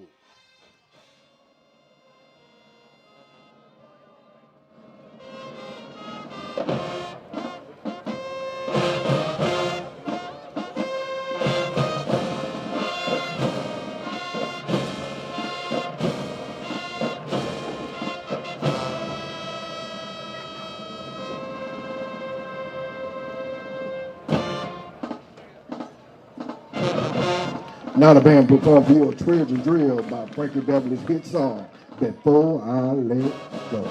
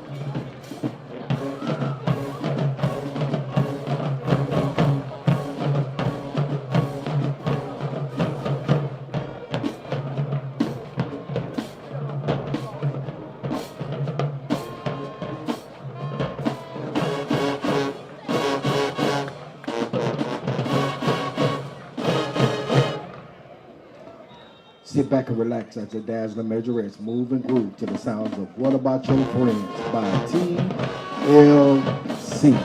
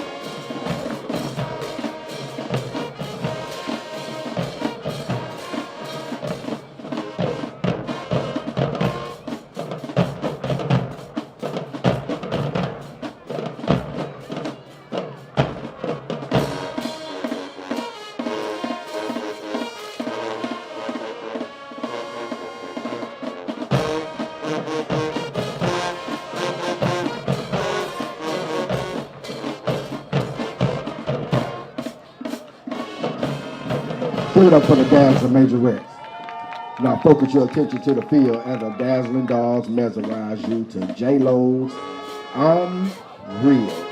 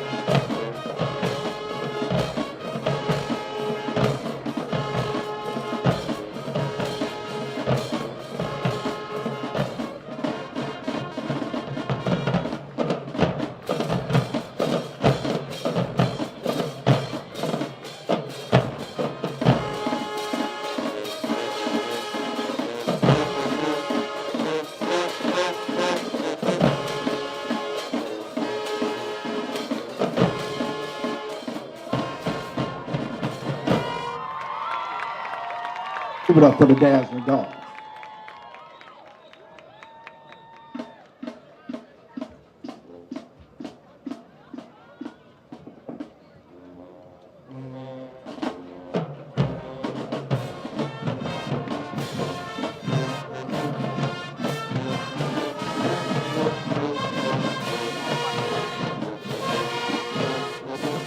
Give it up for your Vigor Wolves.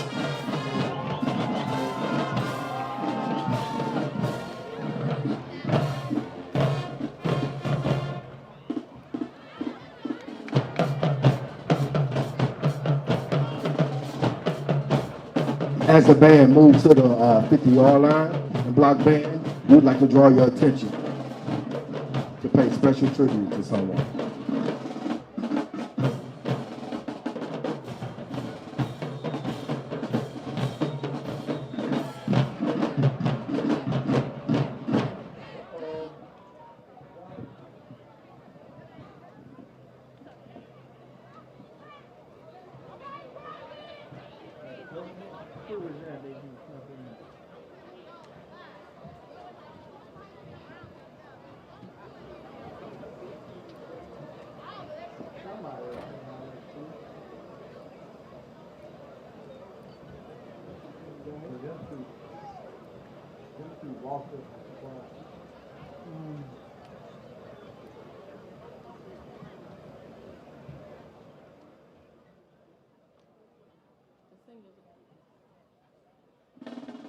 Great performance right there by the mighty marching Wolves of Vigor High School. Let's take it down to Kimberly Dunn. Time for the Chick-fil-A Halftime Trivia Challenge.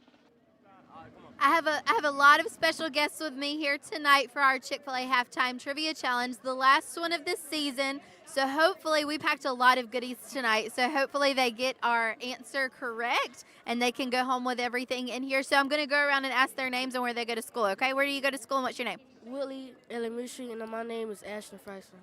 Ella Grant Elementary, my name is Money. O'Shell Road, Mason Barnes. My name is Douglas July III, and I go to Clark Shaw. I go to Vigor High School, and I'm in the 9th grade. My name is Marcus. I go to Vigor High School, I'm in the 9th grade. My name is Tayshawn.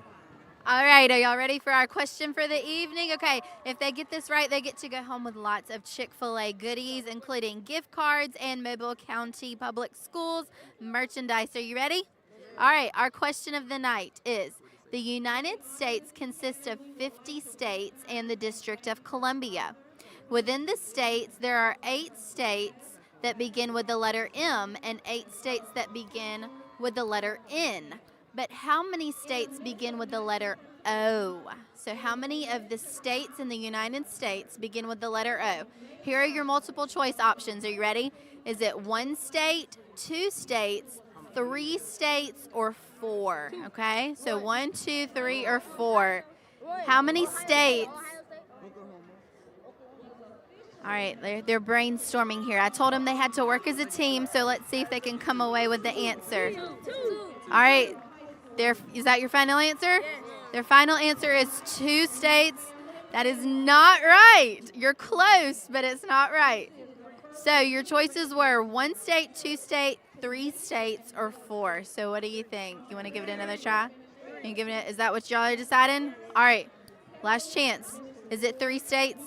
It is 3 states. Do you think you can name them? Oklahoma State.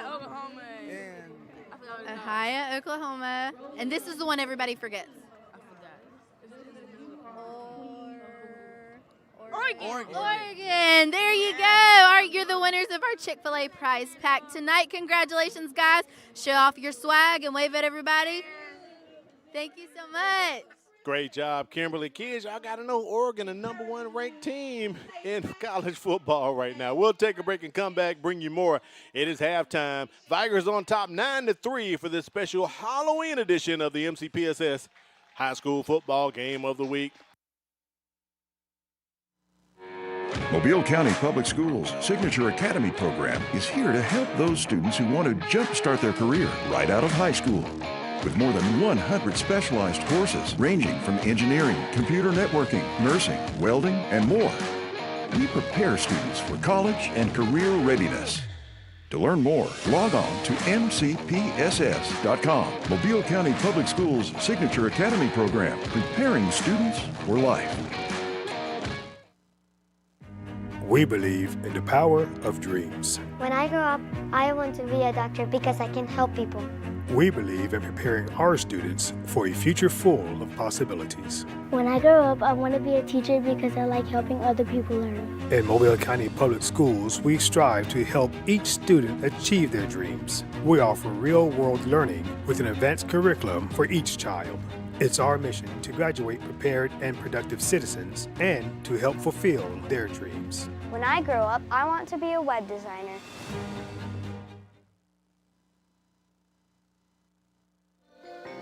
We welcome you back to the MCPSS High School Football Game of the Week, a special Thursday night Halloween edition. Tigers on top 9-3. It is halftime. Right now, we're going to take it back down to Kimberly Dunn. She's with a young man. We often call his name, but rarely see his face. Our buddy in IT, also a.k.a. our replay guy in the truck, Charles Martin. Parents, they have some very important information that they're going to discuss with you right now. What's going on, Kim? That's right. He doesn't get in front of the camera much, but this man is a very important man. He's in charge of student data for our IT department at Mobile County Public Schools, and he's going to tell us a little bit more about this new product that we have for our parents called My Power Hub. So what is My Power Hub? My Power Hub is a unified parent platform that allows parents to access grades, activities, schedules, and attendance. So why did we need this? Why is this important to our parents and our students? Well, ever since we switched to Power School, we've been using Schoology for parent access, and the problem with that is that Schoology only had grades and activities. Parents didn't have access to the attendance, and so that was a really big need for our parents. And so we finally found a platform that Power School just rolled out. It's a brand new product that just became available this summer that brings everything together in one nice, easy-to-use platform.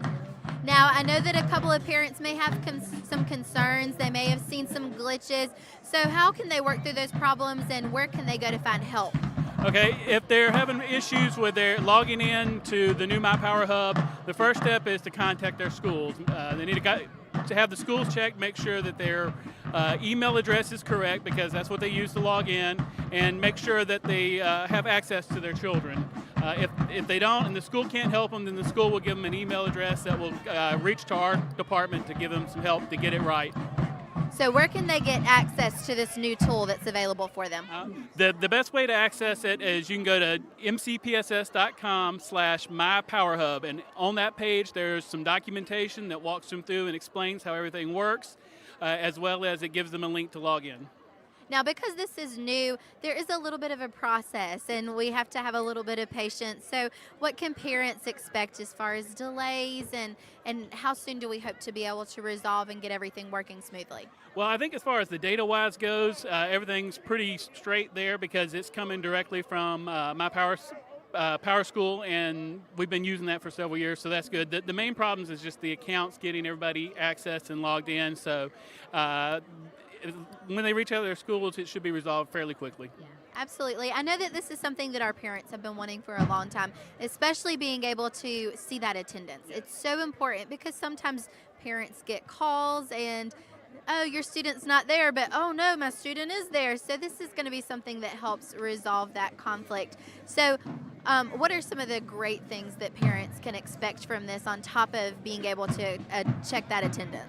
Like I said, besides the attendance, they can see all their children's activities from Schoology. They can see the grades, get a breakdown of the grades, and very shortly we'll be letting everybody know about a new messaging platform where they can use My Power Hub to reach out directly to the teachers and ask questions to the teachers. Wow, thank you so much for this wealth of information that you were able to give us tonight. Thank you for coming out of the truck. We don't get to see your face that often, but parents, we hope that that information was helpful to you and your students, and that this is going to be a great product for all to use. So thank you so much, Charles. No problem, thank you.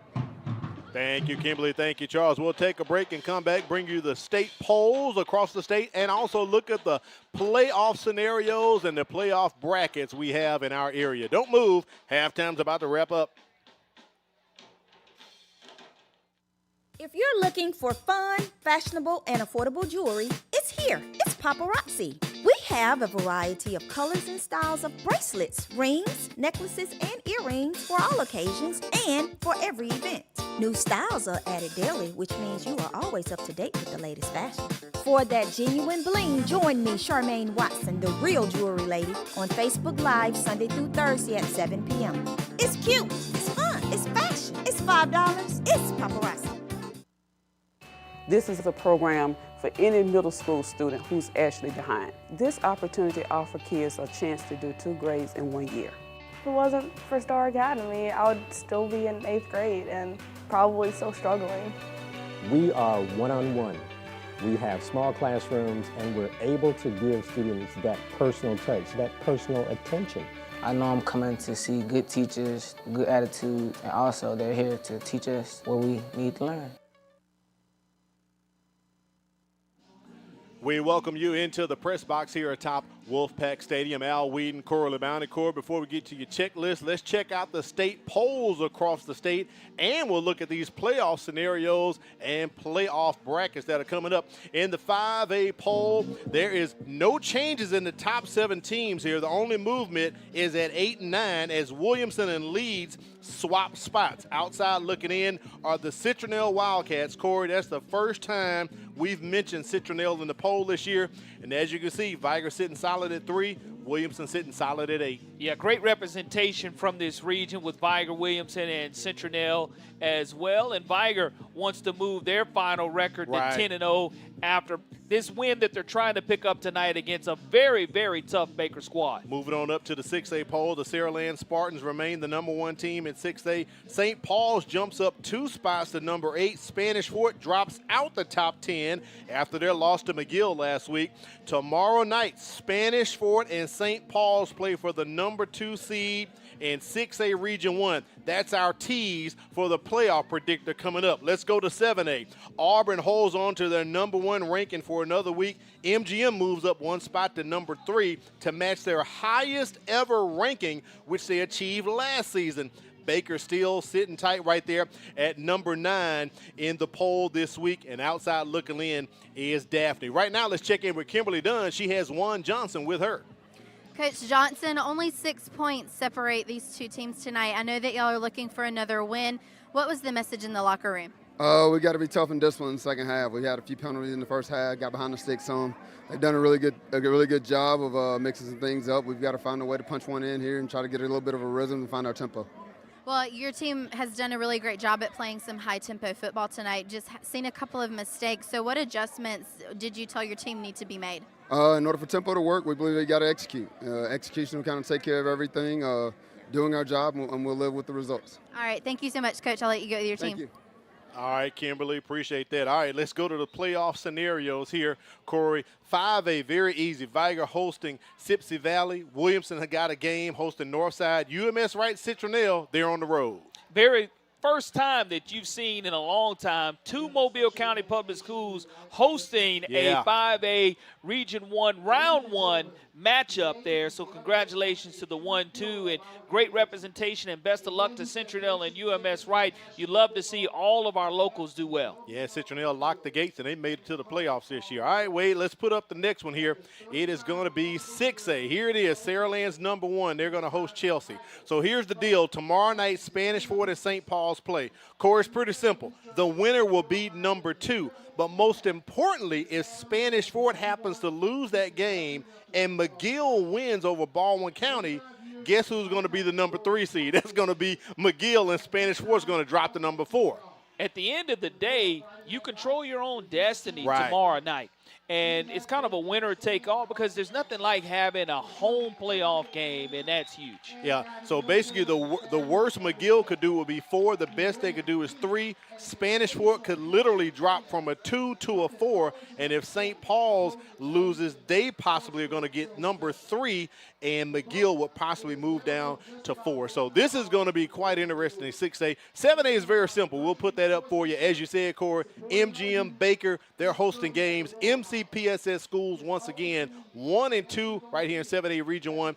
Daphne and Fairhope going on the road, but I'm liking this matchup right here. Baker hosting Hewitt-Trussville. That is Juan Johnson's former employer, Corey. Yeah, the irony is to where in February when Juan Johnson took the job leaving Hewitt-Trussville after 8 years, not knowing that he could possibly face them with the shakeup in 7A this year. That's correct. To where now our local teams are going to host or travel to Birmingham instead of seeing a team out of Enterprise or the Central Phoenix City area.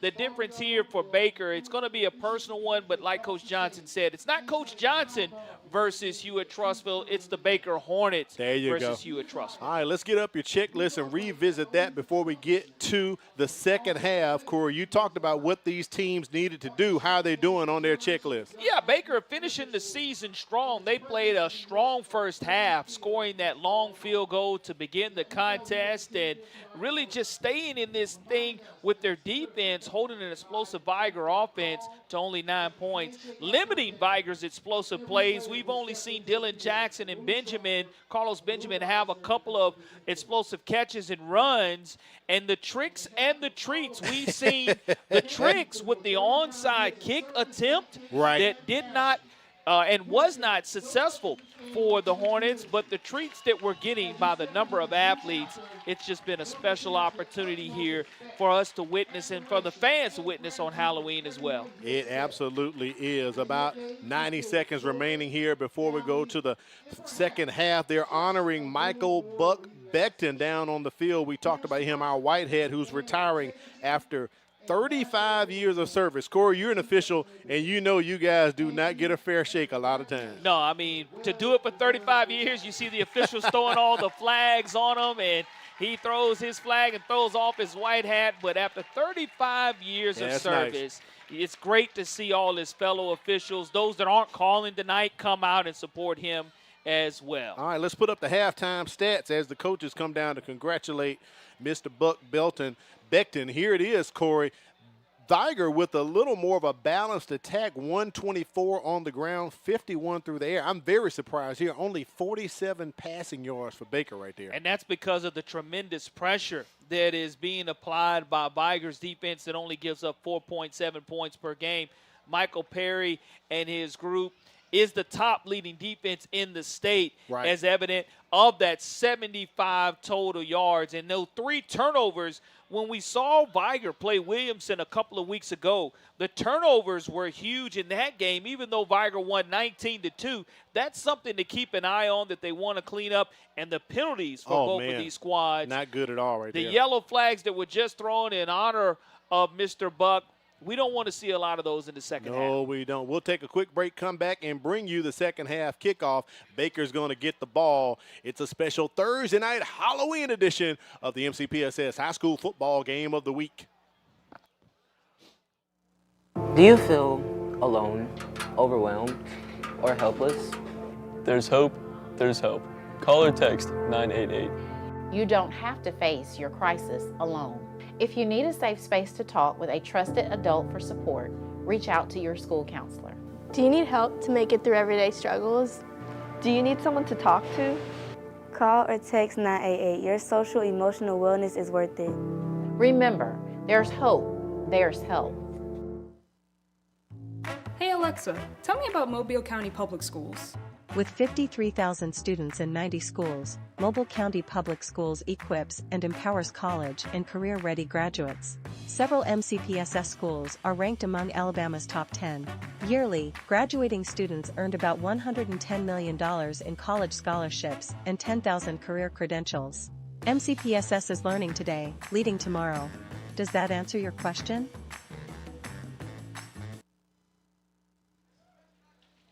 We welcome you back to Wolfpack Stadium. Time for the second half. Baker versus Vigor.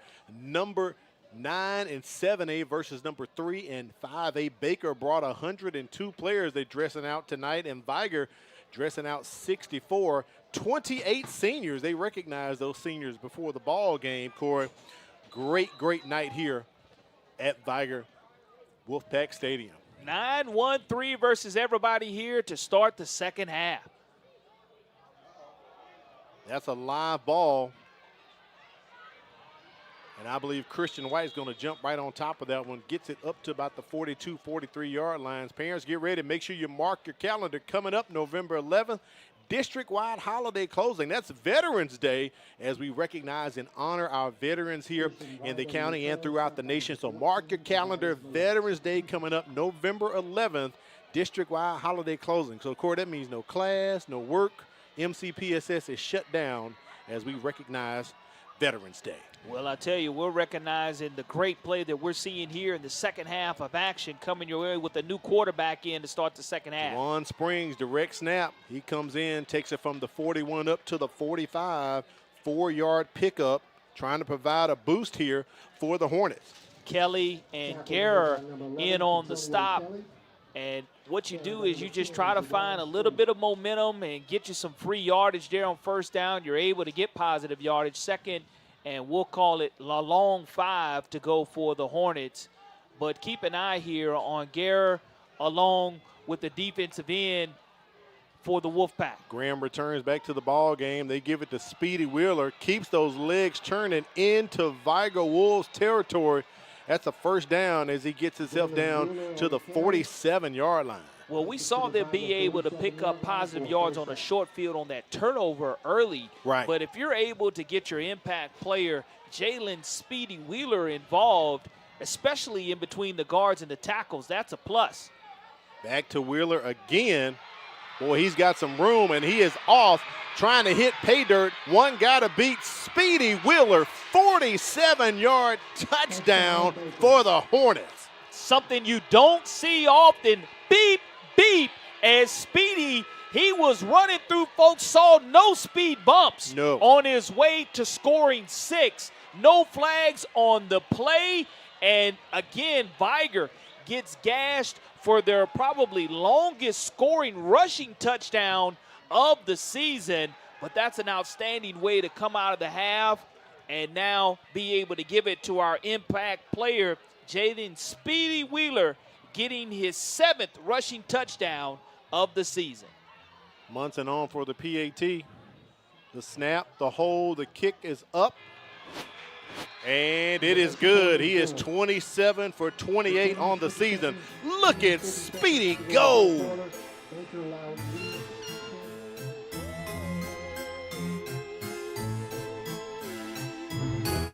I have known since I was in 4th grade that I was going to be a teacher. I really just truly enjoy coming to work every day and working with different sets of kids and just watching them grow and learn. I couldn't see myself doing anything other than teaching children, being a part of children's lives, being able to inspire them in a way that some people just aren't able to do. And to know that every day is a new day, a new opportunity to make a difference in the child's life means everything to me.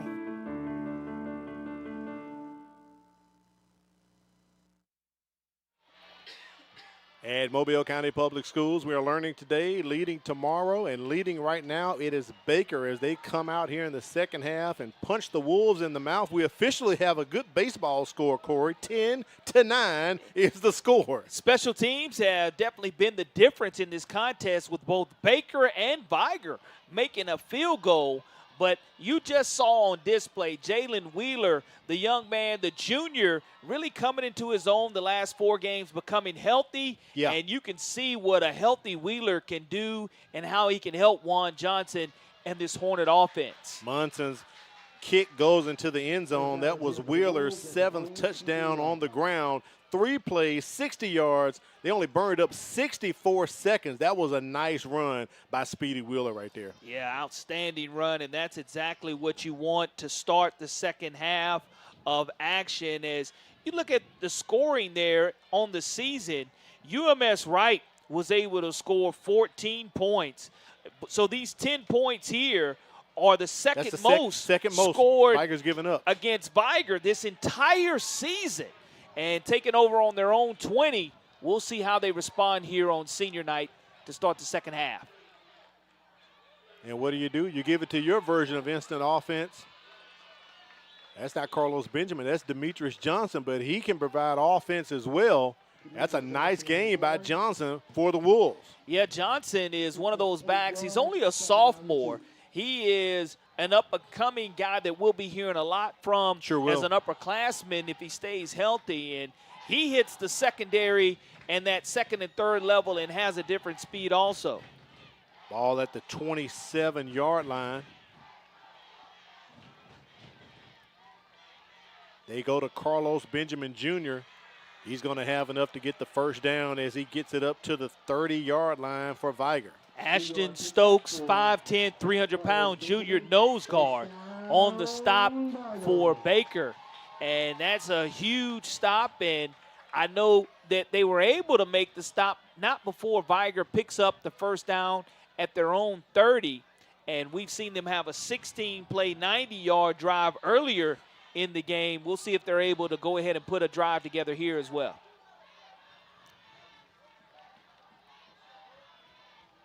They hand it off to Kiki Malone on the end around. And he runs into the Hornets' nest. 2-yard loss on the play. Back to the 28 they'll go. Zach Williams, 6 foot, 230-pound senior on the stop. We saw him earlier in the game come together with a back-to-back stop for the Hornets and has another tackle for loss added to his resume. And here it is, 2nd and 11 now with the ball being at their own 29. Jackson, he limped off going into halftime. We'll see how his wheels are here if he has to roll out. Yeah, he hopped up on that training table pretty quick, pumped it, brought it back down. He's going to keep it. I don't know if that was a face mask or not. There's the flag. Possibly hands got up on the bird cage there for Baker. And if Jackson is not 100% healthy, Kiki Malone, we've seen him number 14 at wide receiver, but Jackson, that's the second time tonight second face mask. Had his face mask grabbed and yanked on, and we'll see here if the Wolfpack are able to stir up these Hornets on the defense, 15-yard face on offense. First down. That's huge right there. Pushes the ball up to the 45-yard line. As you said, Corey, second time tonight Baker's been hit with a face mask penalty. I'm pretty sure Juan Johnson not very pleased about that at all. They handed it off to Carlos Benjamin Jr. He gets past the midfield stripe up to the 48-yard line of Baker. Hits the circle button at the last minute, picking up an extra 2 yards off of the spin move, but positive yardage on first down brings up 2nd and 3 yards to go as they cross midfield. And you can see the hands on the hips by the Hornets. And Vigor, they just like to methodically move down the field and keep this Hornets defense on the field.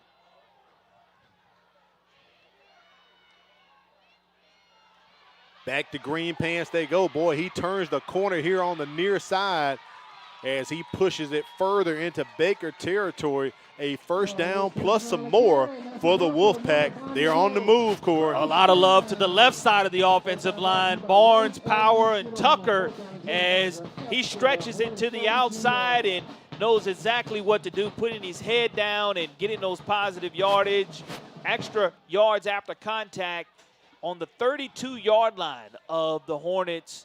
Wolfpack on the move. 16-yard run right there by Carlos Benjamin Jr. They're going back to him again. They keep feeding him the rock as he is bounced out of bounds near the 25, maybe 26-yard line. And getting a great push up front, which is positive yardage, getting to that second level of the linebackers.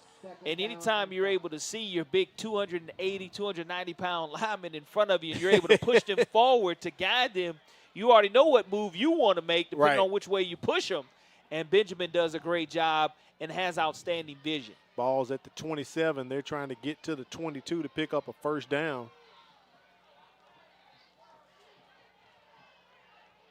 Demetrius Johnson with the run. He is going to be stopped for a loss. Ball back to the line of scrimmage, maybe just shy of it. They're going to put it at the 31, so be third down here coming up for Vigor. LeGermany Treywick Jr., the 5'9", 195-pound senior linebacker, on the stop, does a great job from his bandit linebacker position, making a solo tackle. That's his 33rd solo tackle on the season. And the Hornets sidelines over there jumping up and down, encouraging their defense to get a huge money down stop. Big play right here for Vigor. Empty set. Jackson all by himself. Pressure on him. He's going to be sacked as one of the defensive ends came round the end, and Jackson is in pain. I don't know if it's his knee or his leg. He does get up. I'm sorry, that's one of the linemen there, Corey. Treywick, once again, number 15. A great swim move. We just called his name, and Treywick, he finds traction to the quarterback. Great burst coming from that Bandit linebacker. Now has 3.5 sacks on the season. Great tackle for loss, great sack, and he lined up perfectly and was able to create the loss. And now you're at 4th and 12 for the Wolfpack. And it looks like Vigor wants to talk about it on 4th down. John McKenzie's going to call his first time out here in the 3rd quarter. We'll take a break. Decision time coming up for the Wolves. At Mobile County Public Schools, we believe it starts with us. That's why we offer Signature Academies. Hello, I'm Jordan Clark, and I'm in the Health Service Academy at John L. LaFleur Magnet High School. My future career is to be an obstetrician-gynecologist. With this academy, I'm learning firsthand from people already working in the industry. Shadowing them on the job really makes me want to study hard and work harder towards my career goal. Signature Academies are open to all students in Mobile County Public High Schools. Visit MCPSS.com.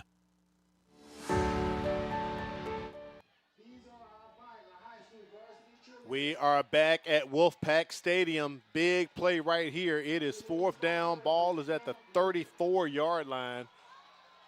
4th and 12 coming up here for Vigor, and they have decided to punt it. Isaac McNeil on to punt for Vigor. And it's going to be kicked into his own player, blocked by one of his own blockers there, Corey. Just didn't get enough elevation, and it hits the backside of the up back there. And at the same time, with it hitting the up back, I don't know if a Baker player touched it, but it does go off the back of Johnson, I do believe, number 20. And because of it, you're looking at now trying to find where the ball was officially spotted and touched. I didn't see a Hornet touch the football. I don't know if we get another angle on that particular replay because the ball is still spotted at the 34, and Mike Beckton signaled it's Baker's ball. This may be a better angle here. Ball goes off. Just went off the backside, and you're looking at it bouncing around, and Vigor thought that a Hornet did touch it. And if a Hornet would have touched it, it would have been a live ball, and that's why Vigor jumped on it the way they did. But now, once again, Baker in offensive mode with Juwan Springs back at quarterback. That drive stalls for the Wolves. And we have flags here. False start on the offense. 5-yard penalty. Remains 1st down. Pushing the Hornets back 5 yards. And that was a 10-play drive that produced no points and really took maybe 4.5 minutes off of the clock there. And Baker, with the success they have, they just must protect the football on this possession at all costs.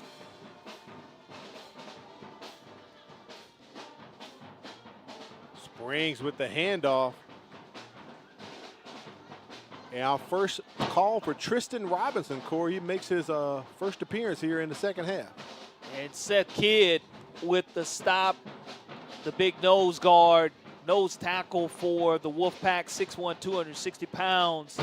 Creates a loss there for Baker. And when you're starting to operate at 2nd and 18, it makes it difficult because Graham doesn't have time in that pocket because of the pass rush. All at the 26. They're trying to set up the screen.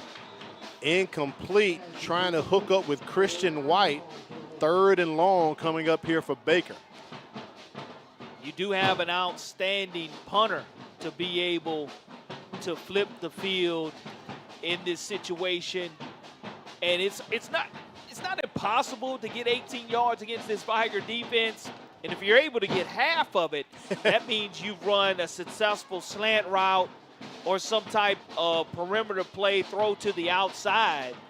But rushing the ball up the middle, not a lot of success there. Play clock under 5. Graham gets the snap off. Tries to put it in between coverage. Pass intended for Katori Marion, incomplete. And that takes Baker to 4th down, and here comes the punting team. Great job of Vigor being ready defensively. Kingston Bush, number 7, in on that stop. And here's where it comes down to having a great specialist that is able to go ahead and make Vigor call for a fair catch with great hang time on the punt. Munson averages 39 yards a punt. Boy, that one's sky high. Look at the hang time there. And that's what you want. You want it to go sideways as Baker's going to down it near the 39, maybe 38-yard line. So after the, I don't know if you call it I guess it was a punt that Vigor had that went nowhere. Baker goes nowhere, Corey. 3 and out for them. And Vigor gets the ball back here, their second possession of the second half. Since 2000, Baker is 39-1 when allowing less than 10 points. Wow. So that's something to keep an eye on, as our score here is 10-9 here with 5:39 remaining in the third quarter of action. You said 39-1. When allowing less than 10 since 2000. 1st to 10 here for Vigor at the 39-yard line. And we have whistles. I will say this. Mike Becton's retiring tonight, but Corey, he earned that last check tonight, buddy. He got him some prime TV spot tonight. Hey, look, he didn't control the amount of times that he was going to have to be on the microphone, but I will say this. You know, you just have to have better discipline here by both of these squads for sure. Big ups to our statistician doing her best, Corey LeBounty. Yeah. I think the moth was trying to get her. Hey, look, trick or treat. It's Halloween. Trying to give you a trick and a treat, China. Moth here in the press box, but we disposed of that right quick. So 1st down and 15 here for Vigor. Pressure on Dylan Jackson as he is sacked and brought down.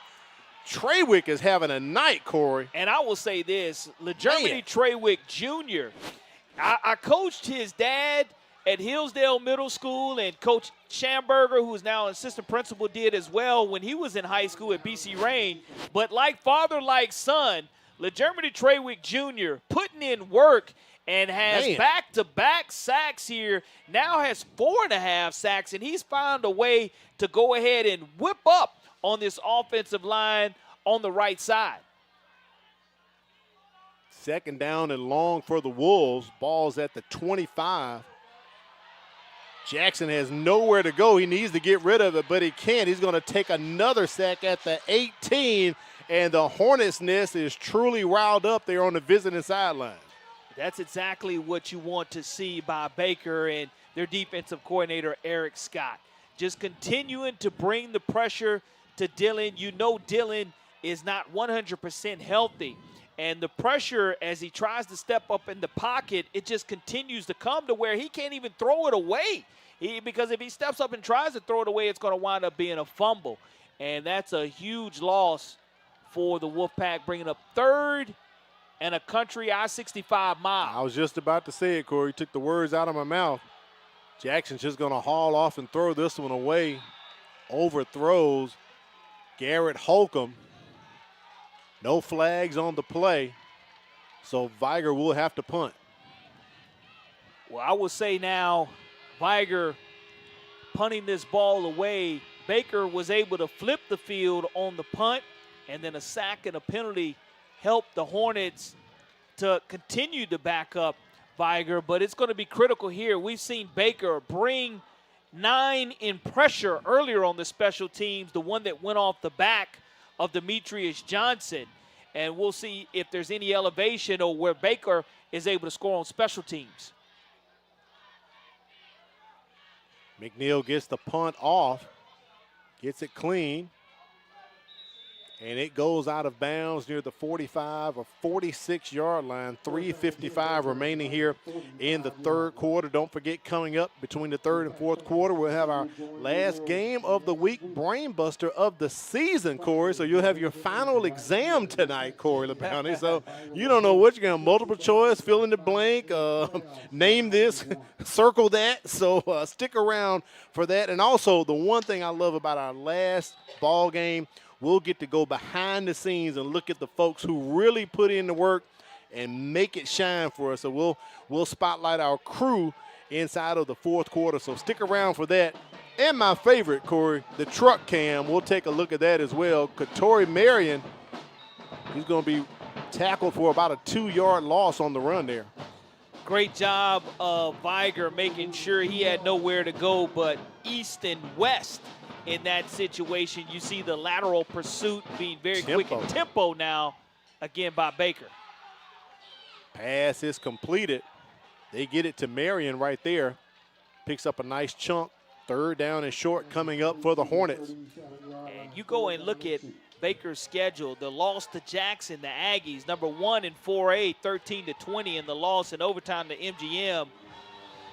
They've done a phenomenal job of just sticking around and giving on the offense, 5-yard penalty. highly ranked teams great games. Absolutely. I mean, again, the Jackson Aggies ranked number 1 in 4A, and you lose to them 20-13.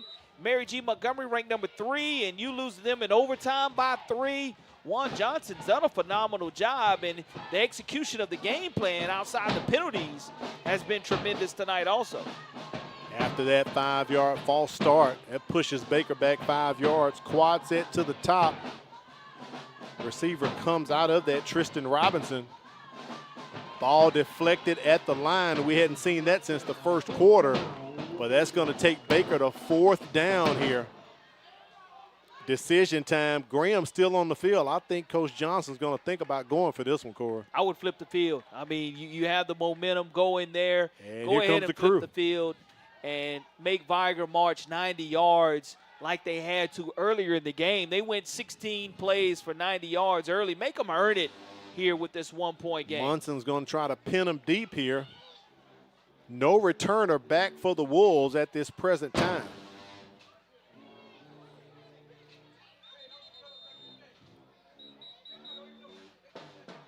Timeout probably Baker. Make sure they have the right personnel. And that is a Baker timeout. So Juan Johnson will use his first timeout here in the 3rd quarter. We'll take a break and come back and see what the results will be. 4th down coming up for the Hornets. I believe my child's school is probably one of the best ones I could have picked in Mobile. She's in the PACE program. The teachers are phenomenal. The principal, couldn't ask for a better principal.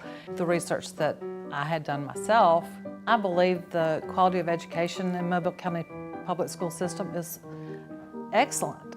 For me and my child, I'm going to stick with the public school system. I think it's the way to go. We're back to the action here. Senior night on the campus of Vigor High School for the Vigor Wolves, looking to go undefeated on Halloween night. Munson puts it up. Nice punt. Can he get that backspin? And Baker's waiting for it right at the 1-yard line. Unbelievable punt by Munson, but great team. Great play by the special teams there. Josh Jones lays out, folks, Wow. for this ball like a wide receiver that he is. And he is the gunner going down the field. Munson, I told you want to flip the field and make them go 99 yards plus. Well, here it is. Vigor has an opportunity with a quarterback that's not 100% healthy. Vigor has to do the same thing that Baker had to be aware of. No holding penalties here in the end zone, or it will result in a safety. So you have to be careful here and just rely on getting that offensive line push to give yourself a little breathing room. Very similar to our ball game last week. The chess match continues. Last week it was Zach Golson and John Lambert, MGM and Davidson. Tonight it's John McKenzie and Juan Johnson. Jackson trying to get out the end zone, and he does. Maybe up to the 2, maybe no gain, Corey. Let's see. The down marker has not moved, so no gain on the play. And once again, guess what number is in on that stop for the Baker Hornets? Got to be lucky number 15. It is. Whatever Treywick has seen and been able to dial up. Scott and Treywick, Scott being the defensive coordinator, they're on the same page, finding Treywick alleys for plays. Carlos Benjamin goes into motion. They give it to the up back, DeAndre Chambers. He stretches out, trying to get some breathing room for the Wolves. Up to the 4-yard line, so it's 3rd down and long here coming up for the Wolves. Zach Williams with the stop, and you know, when you're not 100% healthy, it's kind of hard and you don't have a lot of room. Now that you have 3 yards, you can roll the pocket a little bit more and try to get a pass interference call or get one of your playmakers the call. But one-on-one coverage here at the bottom of your screen for Holcomb. Hornets fans blowing the horns. Play action. Jackson unloads just past the outstretched hands of the receiver. Intended target, Kiki Malone. He laid out for it, Corey. He just wasn't tall and long enough to get it.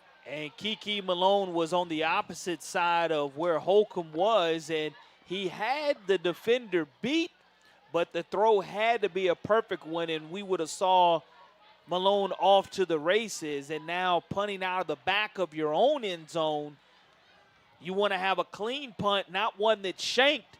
Either way it goes, Juan Johnson and his offense are going to have spectacular field position as they're going to bring 10 Hornets after this football. And they are bringing the house here.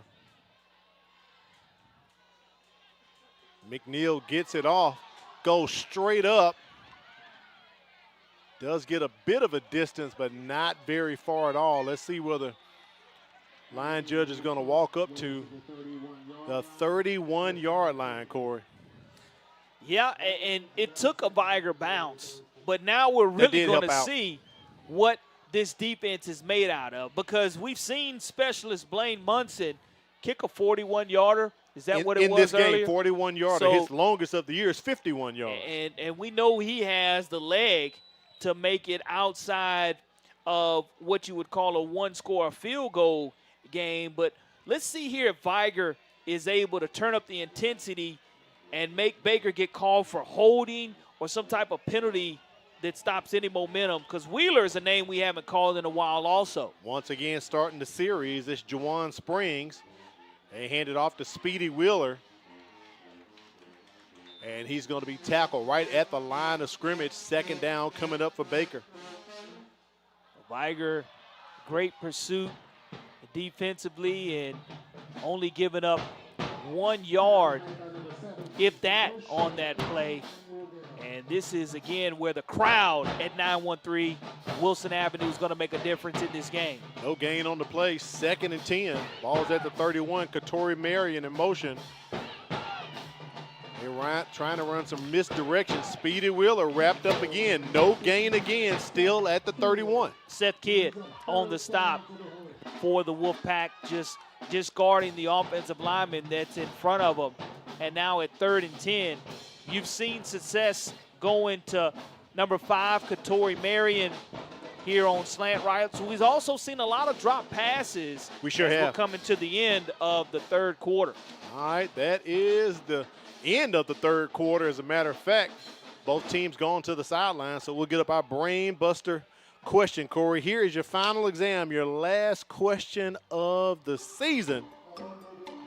What opponent has Baker faced the most in the playoffs?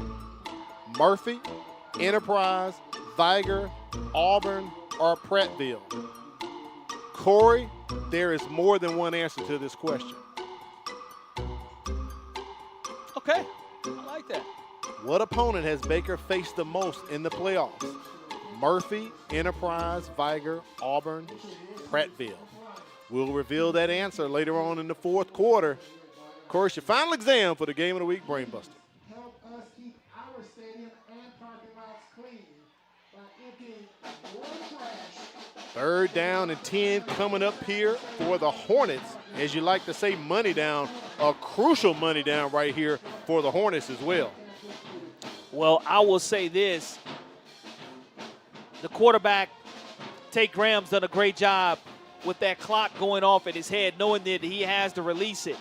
And Coach Juan Johnson and his offensive staff of Tucker Brown and Austin Barber have dialed up a great win. And number 5 and the underneath routes are what they've been going to. Pressure on Graham. He gets it to Ed DeGuin, the tight end. That's going to be a 1st down and more. Baker's inside the red zone. You saw him hit the spinner Rooney there to go ahead and think he's rolling to the right, and then he spins around to the left. Chicken Guerra puts him on his rear end. But I tell you, Gwynn, who dropped one earlier, was able to catch this one. Tempo, and Graham is sacked on the play.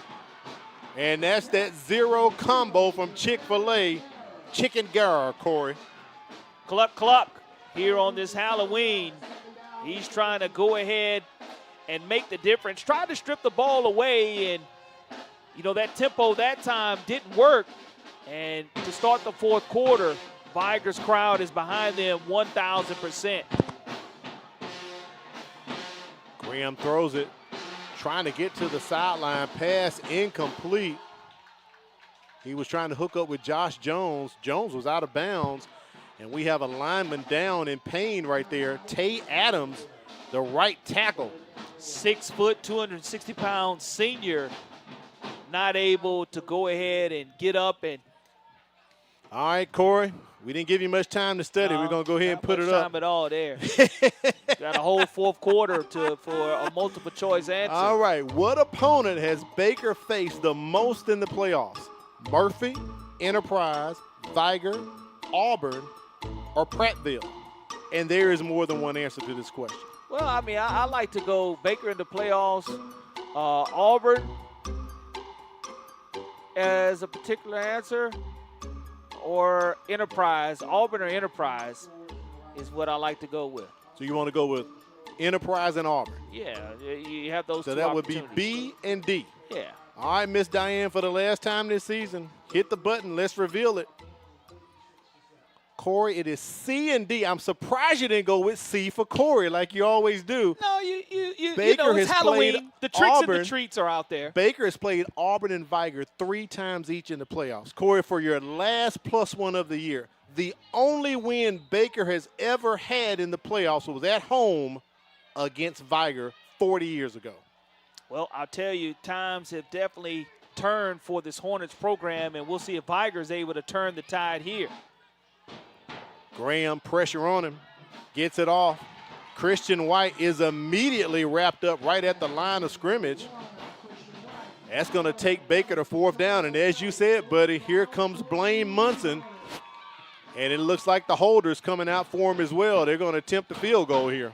Underneath route and no yards after that catch. And it was a great job by Kentonio Kelly diagnosing that play. And Munson, it's hard to block his field goals for sure. Setting up for a 42-yarder. Snap the hole. Boy, he can put his foot into it. It is no good. No good. We'll take a break. Our score still 10-9. Boy, this is a good game right here.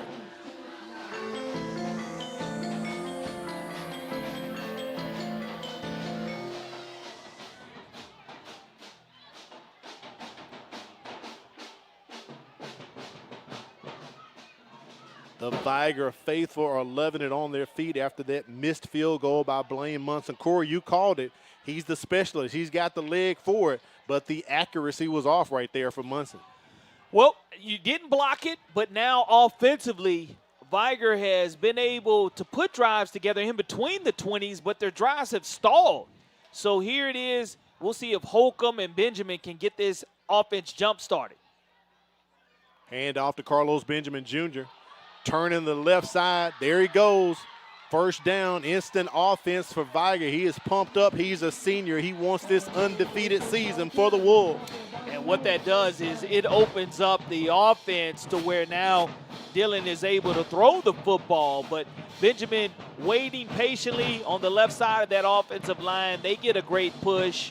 And on the short side of the field, on that left hash, we'll see if Coach McKenzie continues to utilize it or he uses all this green turf here coming back toward his sideline. 14-yard pickup by Benjamin on the run right there. Jackson throwing. Pass is complete to Garrett Holcomb. He's the leading receiver for the Wolves. He goes out of bounds inside Baker territory on the plus side. First down for the Wolves. They're rolling. And that's what you utilize. Utilize the short side of the field there, and he had enough cushion to where Dillon was able to get it out quickly. Holcomb and Benjamin, the two big playmakers here for Vigor's offense. And anytime Vigor is able to put back-to-back first downs together, they have had great results. Ball sitting right in front of us here at the press box at Wolfpack Stadium. Benjamin on the carry from the 49, gets up to the 46, 3-yard run. Ronald Reed, 6 foot, 220-pound junior on the stop, along with Tremere Lett, but not before 3 yards were gained. 2nd and 7 from the Hornets' 46-yard line.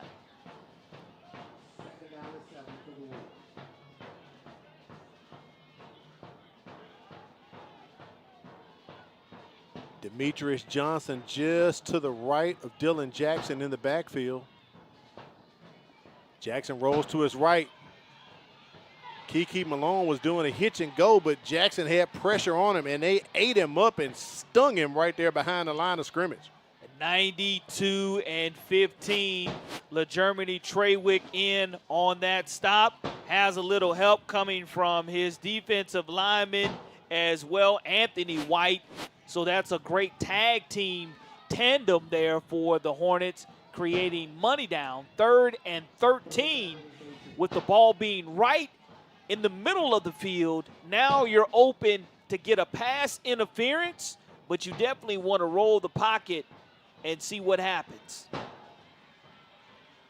Holcomb at the top by himself. Jackson looking over the middle. Incomplete.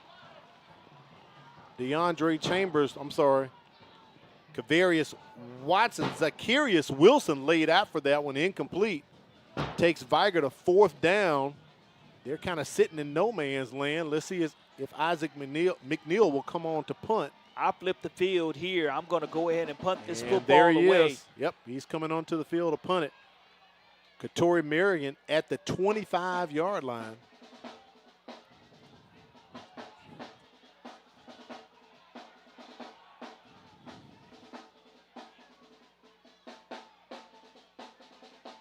Baker sends 9. Nice punt by McNeil. Goes to the left, gets some hang time. And look at the roll right there, Corey. Great job by McNeil. They're going to down it near the 8 or 9-yard line. 8:20 remaining in the game, and now it's really time for the fun stuff. This guy's been working the sidelines, our photographer, Leon Frazier right there. Look at him. He's on the move trying to go get the next play already, Corey. Great shots that he has provided right there at the field level, bringing it the action right into your living room, folks. And through rain, storms, and all, Leon's been on the field and doing a tremendous job. So we'll be showing more of the crew as we get ready to wrap up the game here. Tate Graham leads the Hornets onto the field. 10-9 is our score. Al Wheaton, Corey LeBounty on the sidelines. Kimberly Dunn giving you this special Thursday night Halloween edition of our MCPSS High School football game of the week. Speedy Wheeler up to the 15-yard line as we get a shot right here coming up. Richard Beatty, now he's normally on the sidelines, but he's in the stands tonight, Corey. he got an easier break there, man. Swiss Army knife is what we're calling. That's what you got to be. Back to Wheeler they go again. Corey, when we had Robertsdale and Baker, we didn't get a chance to really see Wheeler during that ball game. But since then, he has really exploded onto the scene for the Hornets. Yeah, Wheeler came in very, very late in that contest and really found his rhythm offensively in NGM's game and has been a tremendous factor and an extra weapon for Juan Johnson's offense. First down for the Hornets. One more time, they go back to the well to Speedy Wheeler. No gain on the play. Now, this young man, I know he's smiling. He's a Vigor alumnus. Derek Williams, always right there on the 50 or the 45. I think everybody, especially here at Vigor, they come, "What's up, Derek? What's up, Derek?" They always hollering at Derek, but a real cool guy right there.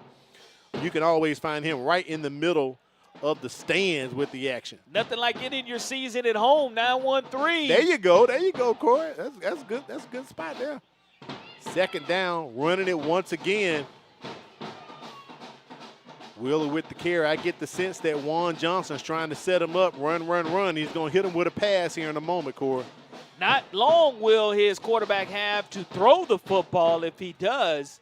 Tate Graham, his numbers haven't been stellar, but haven't had to be because, again, with a great field goal kicker and having great field goal or field position, that makes a huge difference. Clock ticking here. Baker with 2 timeouts. Vigor with 2 timeouts. Graham taking his time. Play clock is under 10 seconds.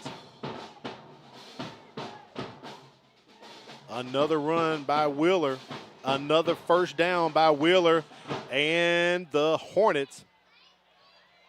Now, here's our buddy right there, Ron Edmondson. Now, he's always in with the fans. We know he kind of started the season on the injury reserve list, but he came out like a trooper, Corey, and handled his business. So big ups to Ron, man. Always does a great job. Always giving us compliments, too. But we got to compliment Ron because he does great camera work. Outstanding camera work and part of the superior crew and does a fantastic job holding his post down. Another run by Wheeler. Boy, he is keeping those legs churning tonight, making it up to the 40-yard line.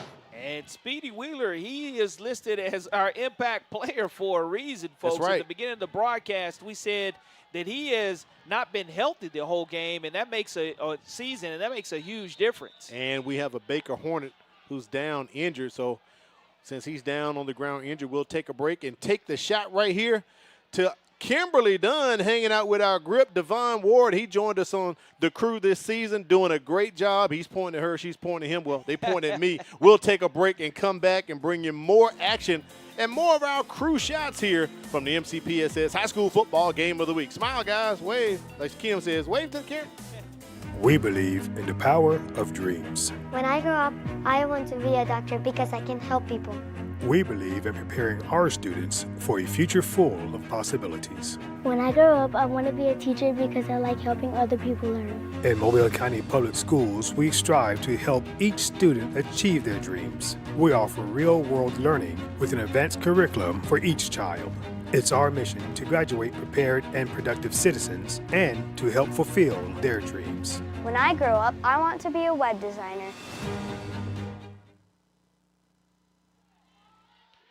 After the injury timeout, we're back. Speedy Wheeler continuing to run. That's another run play, and I believe that's going to be another first down. The sticks are moving for Baker. And I think Juan Johnson is doing it this way. He's going to go ground and pound and eat this clock. Corey, it would not surprise me if they run, eat the clock to set up for a game-winning field goal. Well, Wheeler, you know, he has over 100 yards rushing, 17 carries, 104 yards, and 1 touchdown. Wow. And Matt Moore has been all over our stats all season long, keeping us up to date. And China as well, tag teaming and bringing us the instant stats to you guys to be able to provide those who are listening. Back to Wheeler again. This time he's going to be tackled for a loss behind the line of scrimmage. Vigor has seen enough of that. They were to put a stop to it. Great shot of the cheerleaders right there with the pink pom-poms. This is the last day of Breast Cancer Awareness Month in October. And it's been a tremendous month. As you can hear the bass drums right in front of our booth here at Wolfpack Stadium. Chanting defense, that and the snare drums, and the crowd encouraging the defense to get a stop. A tackle for loss. That was a big tackle for loss on first down. 2nd and 13 coming up here for the Hornets. Ball's at the 41-yard line. Wheeler had nowhere to go, bounced it out, tried to get back to the original line of scrimmage. It's going to take Baker to 3rd down.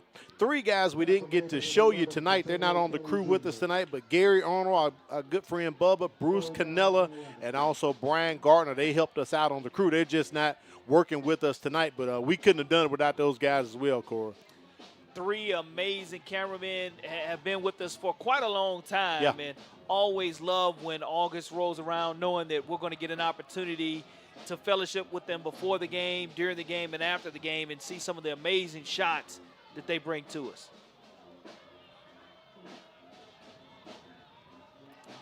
Third down and 11, and I believe Juan Johnson's going to call a timeout. He will burn his 2nd timeout of the 2nd half. All right, kind of taking inside of the truck. Here's our replay guy, Charles Martin, and audio guy, Eric. Eric, what are you doing up under the board, man? What are you down there fixing some capacitors or something? He just wanted to say, boo, it's Halloween. That's what it was. That's what it was. He popped up. And, I mean, Charles getting prime time. He got interviewed. He was interviewed at halftime by Kimberly. So good job, Charles, interview. Eric with audio, Charles on the replay, always doing an outstanding job for us inside the truck right there. And there's the other half of the truck, Miss Diane. She's always clicking the buttons. I think she gives you the answers, Corey. I think she does. There's Wade with the blue cap right there, directing. Our executive producer in the blue polo, Quentin Howard, and the man who keeps us on the air, Fran Conaway, our engineer over there on the side. Now, Fran looks like he's not doing anything. He truly works behind the scene. Corey, he can do magic with duct tape. Yeah. The things he can do with the duct tape. Yeah, we've seen him keep us alive up Unbelievable. here. And, a fantastic crew. And, it's our family for 3 months of 11 weeks of high school football Literally. here on MCPSS Television Network, and the best in the business, and it's evident as the product that you're watching right now. I mean, as I told you the other night, buddy, when football season's over, I can get back to actually watching TV. Got to do all my homework. Pass complete by Graham to Josh Jones. As I was suspecting, run. There's the big pass right there from Graham to Jones. 3rd and 12 on money down, and this is going to be the longest completion of the game, and it's only like a 4-yard pass, and you missed that first tackle from your corner position, and Baker, even though they love tempo, it's not going to happen. No, they're slowing it down right now. Approaching 3 minutes left in the contest, up by 1 point. Hornets actually huddling on the field, something you rarely see in high school football. Play clock under 10. Back to Speedy Wheeler, he goes. One thing crucial right now, Corey, you got to protect the ball. Yeah, you do, and Vigor just trying to find some type of tackle for loss, and Baker's being disciplined and not committing those penalties that Coach Johnson talked about with Kimberly at halftime. Right. And what's critical here is for Vigor, if they give up 1 first down, this game is basically salted away and over.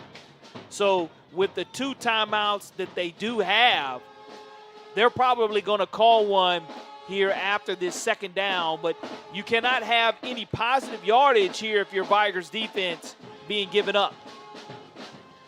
Another handoff to Wheeler. The Wolves all on top of him. Let's see if John McKenzie burns the timeout. Yep, Corey. He must have heard you talking from up here in the press box. He takes the timeout with 2:01 remaining. One last market calendar, parents, and this is the one I know the parents and kids are excited about. Thanksgiving break, November 25th through the 29th. I even got a smile out of China Powell on that one, Corey. They're out the whole week, the whole school system. Don't go to school. Don't show up to work. 25th through the 29th, make sure you mark that on your calendar. Another reason you want to pay attention, just so happens, Corey, this year, Thanksgiving is actually the last Thursday of the month. Sometimes it's the 3rd Thursday. A lot of people get that confused. It is the last Thursday of the month this year. So Thanksgiving break, November 25th through the 29th. Mark your calendar for those dates. November 5th, Virtual Day. November 11th, Veterans Day. Thanksgiving break, November 25th through the 29th. And, Corey, I won't quiz you after the game about those dates. I promise you, man, I won't quiz you. That's all right. No problem there at all. But we will give you a passing grade on the season for your Game of the Week. I love Brain it. Buster. We'll give you an A+, man. How about that? As long as we finish the season with a passing grade, that's all that matters. And passing the test here, Vigor has a huge exam in front of them at 3rd and 11. They were able to give up the last 3rd and long here. Baker, if they throw it and the incompletion will kill them. We'll see if they decide to run it. They bring in Juwan Springs on that Wildcat. And he's going to get some yardage. Vigor with 1 timeout remaining. Baker with 1 timeout remaining. And John McKenzie is going to burn his last one to stop the clock. So he is out of timeouts at 1:50 remaining. And I think we may be seeing Blaine Munson again right here. Well, I mean, what you're going to do is put the pressure there on the Wolfpack. And whether that is off of the missed one or the make and the score, that's going to be huge too. No matter how you look at it, if Juan Johnson decides to go ahead and go for this and they're able to make it, you give an explosive Vigor offense the football that averages 38 points per game. This is a 12-play drive is being put together by Baker that has wasted probably some 3 minutes, 3.5 minutes off of this clock here in the fourth quarter. But there's nobody else if on fourth down that I want to kick a field goal, even though he's made one and missed one, than Blaine Munson. Yeah, he's 1 for 2 tonight. But I'll say this, Corey, we're definitely hitting 100% because our statisticians, they've had our back the whole season. Matt Moore and China Powell. I know at one point China had to put all the abacus on one of the games we were doing. It was so many numbers popping off. But they've done a great job, outstanding job. So hats off to our statisticians, China Powell and Matt Moore. Appreciate them coming out and hanging out with us. Fourth down here. Juan Johnson is going for it, or he's bluffing as if he's going to go for it either.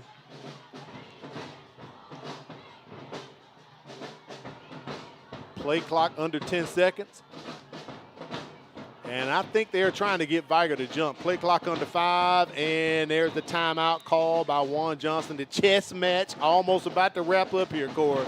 Well, I love the fact that Coach said, I'm going to see if I can get a free first down to end this game. And the discipline that Vigor showed by not flinching and not moving was huge for defensive coordinator Michael Perry and head coach John McKenzie. But here on this Halloween, folks, we talked about it on my checklist that we wanted to get tricks and treats here on this Halloween, and we definitely were able to do so. And the only guy on the field right now is Blaine Munson, warming his leg up, Corey. He's at about the 32-yard line. And you know what's coming right here. Well, if he knocks it through, 13-9, it's one of those awkward scores. Yeah, still a one-score game at this point. But you still have 154, or after it goes to the uprights, about 150 remaining for Vigor to get 1 2-minute drill opportunity to try to win the game. Munson setting up for a 40-yarder. It's right in the middle of the field. And a Vigor Wolf jumps offside. Well, that will hurt. That might do it, Corey. Let's see. It was fourth. It'll bring up 4th and 1 5. now. I think it was 4th and 6, so it'll be 4th and 1. On the defense, 5-yard penalty. But the killer is you get Munson 5 yards closer, or does Juan Johnson want to go for it with 1 yard? Because if he gets the first down, the game is over. Well, we saw them lose a heartbreaker to MGM. Sure did. On 4th and goal. I think he's going to go for it, Corey. 4th and 2. From the 2-yard line in MGM Baker, the Battle of West Mobile. And MGM, they gambled and they trusted in their team to get the 2 yards. I think he's going to go for it. We'll see here. Here comes Jawan Springs. Munson not on the field.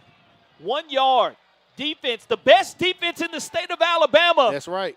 Has a chance to make a huge stop. As Corey like to say, it's time for the defense to bow up here for the Wolves. Springs in the Wildcat, low snap. He's not going to get it. He's not going to get it. The timing was off, Corey. The Wolfpack were able to diagnose that play, and the Wolfpack wrap-up is huge. With 1:47 remaining, could not get that push on the right side. Kentonio Kelly is the first one in, and I told you at the beginning of the game, the reigning 3A lineman of the year, and the extension of Coach McKenzie from a defensive standpoint makes the biggest play of the game. Vigor still has life, folks, here on Halloween. That's right. Tricks or treats being served. 80 yards away from the end zone. Ball's at the 20-yard line. No timeouts. 1:48 remaining for the Wolves. Can they get the touchdown or a field goal to preserve the perfect season? Pass completed. Kiki Malone with the reception and the first down for the Wolves. Great job of rolling the pocket. Great route being run by Kiki, getting out of bounds as well. But the best defense in the state stood up and bowed up when they had to at a critical time. And Kentonio Kelly, the leader of that defense, now turns it over to give momentum to the offense. 1st and 10 from the 32. The Wolfpack fans are on their feet. They hand off. Mr. Instant Offense, Carlos Benjamin Jr. runs out of bounds at the 44, but it's another first down. The sticks are moving, and the Wolfpack faithful are getting wild up in here. What I love to see, though, is the fact that Vigor's being able to get out of bounds Stops and the clock. get a first down, being able to huddle, regroup with the clock stopped, and go ahead and make sure that you do not turn the football over. And the only turnover that we've really seen is in the air off a tip ball. So we'll see here if Vigor can execute their 2-minute offense continuously. Empty set, trip receivers to the top, pressure on Jackson. He runs up into the pocket, got to hold on to the ball. As I said, it comes out. Does Baker jump on top of it? Let's see. But there is a flag on the play as well. That ball bounced around. Corey, I was just about to say you got to protect it, and it was punched out. Well, you know, Vigor was able to come away with it, but there is a flag on the play. Watch how loose Dylan has this football. You have to really secure it to your body high and tight, and coming from behind, not feeling that pressure for the second time tonight, it squirts out. And because of the penalty, if Vigor was not able to pounce on top of that, we would have been a ball game. It's over. But now we have to see the drama unfold as Buck, in his last white hat call, is going to get a couple of more times to get some face time. Face mask on the defense. Ooh, that's on the offense, you mean, Buck. That's going to push Vigor back. That will push him back. During the run, personal foul, face mask on the offense. 15-yard penalty, remains first down. So that literally negates all the yardage Jackson picked up.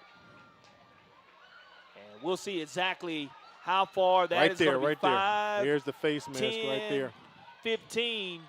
You're right at first now and 25 yards to go. You don't have to get it all back in one play. Oh, no doubt about it. Don't try to pressure or throw this ball into a white jersey if you're Jackson. Ball at the 29-yard line. Jackson across the middle, incomplete. There was a Baker Hornet nearby. He slipped up. If he would have picked up that interception, Miles Johnson, that would have been it for tonight for the ball game. Corey, the atmosphere here, it's almost like a playoff atmosphere. A lot on the line for both of these teams. Yeah, this is better than getting Halloween candy tonight. And for those that decided to stick around and have already finished up their trick-or-treating tonight, you're getting an opportunity to see on this Halloween game a fantastic finish by these two MCPSS schools. Second and long here for the Wolves.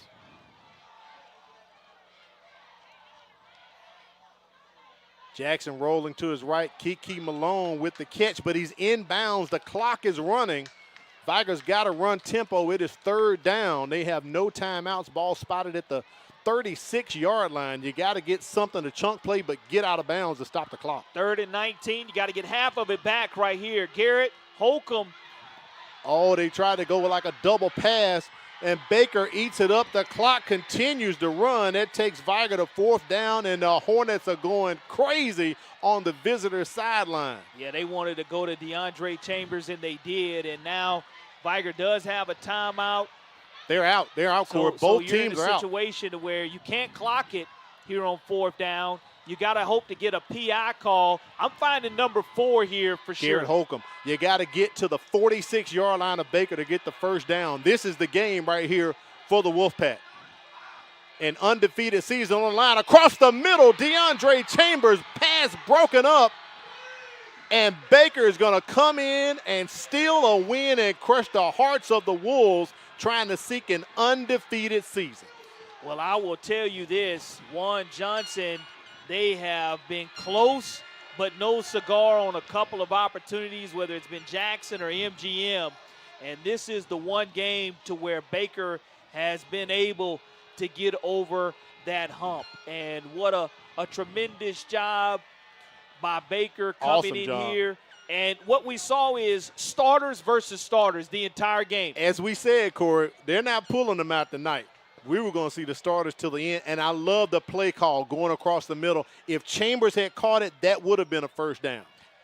Well, I will say that an undefeated season is not on the horizon for Vigor, but the last time they lost the last regular season game, they went on to win the state championship under head coach John McKenzie. All Tate Graham has to do is take a knee, and Baker's going to come away with their 8th victory of the season as they beat the number 3 ranked team in 5A and the best defense in the state of Alabama. Our final score is going to be 10-9.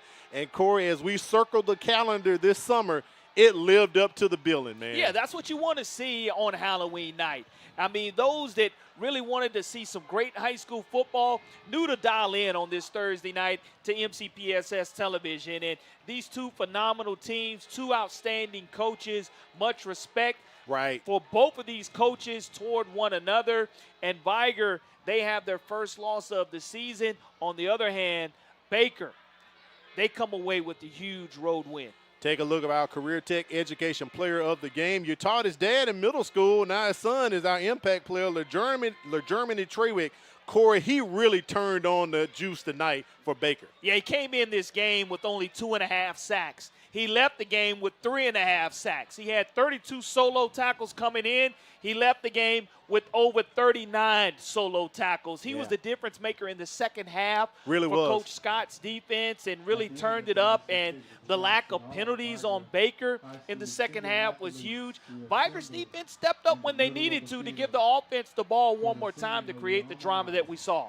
Let's take a look at the final stats from this ball game. We didn't have any more turnovers after we came on the second half of the ball game, but Baker worked out. They finally got it together. A much more balanced attack, 110 on the ground and passing 108. And I'm pretty sure a lot of that 110 can be attributed to Speedy Wheeler, Corey. Absolutely. Our impact player of the game, Speedy Wheeler, was able to make a difference, keeping his legs churning and spoiling senior night here on 913 Wilson That's Avenue. something Juan Johnson got to work on. 10 penalties for 88 yards. He will not be happy about that. But John McKenzie won't be happy about those 3 turnovers and those 7 penalties either. Well, you have both teams now advancing to the first round of the playoffs. And both teams will be hosting games in the playoffs. We mentioned Baker playing Hewitt-Trussville next week, and also Sipsey Valley coming here to Pritchard, Alabama. So, again, we wish both of these teams the best moving forward. But what an outstanding Halloween treat we were able to see tonight here in this Wolfpack Stadium. I told you it was going to be a spooktacular night, and it turned out to be just that as Baker comes in and gets the win. It has been a phenomenal season this year. It was a phenomenal game tonight, and we appreciate you guys tuning in with us week after week. As you said, Corey, on our many platforms that we offer here for the MCPSS High School Football Game of the Week. But I have to say, Baker came in and they stood the test tonight. This was the best defense in the state of Alabama. Right now, let's check in with Kimberly Dunn. She's with Juan Johnson. Coach Johnson, congratulations on the win, bringing your total wins this season to 7, and you just competed against the best defense in the state of Alabama. So how do you feel coming away with this win? I'm just so proud of my kids. Actually, win number 8. We're going to finish up 8-2. I'm so proud of my kids. We talked about finish. Finish was the word of the week. A few weeks ago, we had an opportunity to finish the game, didn't quite get it done. We talked about wanting to finish the season and start a new season tomorrow. We're 8-2. Proud of my coaches. I mean, I got here in April, went and played the spring game, didn't quite go our way. For us to be 8-2 right now, I'm just super proud of my program, super proud of my administration and everybody in West Mobile that showed up to back us. Now the fight's not over. Y'all are looking ahead to some playoff games. What do you hope to see from this team? I just hope to see us. We're trying to get an elusive win that's been out of reach of Baker since 1984. We're going to play a bunch I'm very familiar with and playing. They have a tremendous program that, again, hats off to what they've been able to do. They're 8-2. It'll be a top 10 matchup. I'm excited for it. We're going to enjoy the night, though. Absolutely, Coach. Congratulations again. I'll let you celebrate with your team and your family. Thank you. All right, Kimberly, we appreciate that. As he said, it's been 40 years since Baker has won a playoff game. And, Corey, as I told you, you're +1. The team they defeated, it was the Vigor Wolves 40 years ago. So he's trying to get that playoff win next week. Swarm mentality, special work ethic, and resilient mindset all kicked in for the Hornets. There it is. We'll be back in December with Tuesday Night Hoops, so make sure you join us in December. For Corley Bounty, Kimberly Dunn, our statisticians Matt Moore and China Power, I'm Al Whedon. Boy, it was a howling good time tonight, but the howl didn't work for the Wolves. They lose 10-9 to Vigor. We had a great season. Thank you for tuning in to the MCPSS High School Football Game of the Week. And now the names will fly through the air.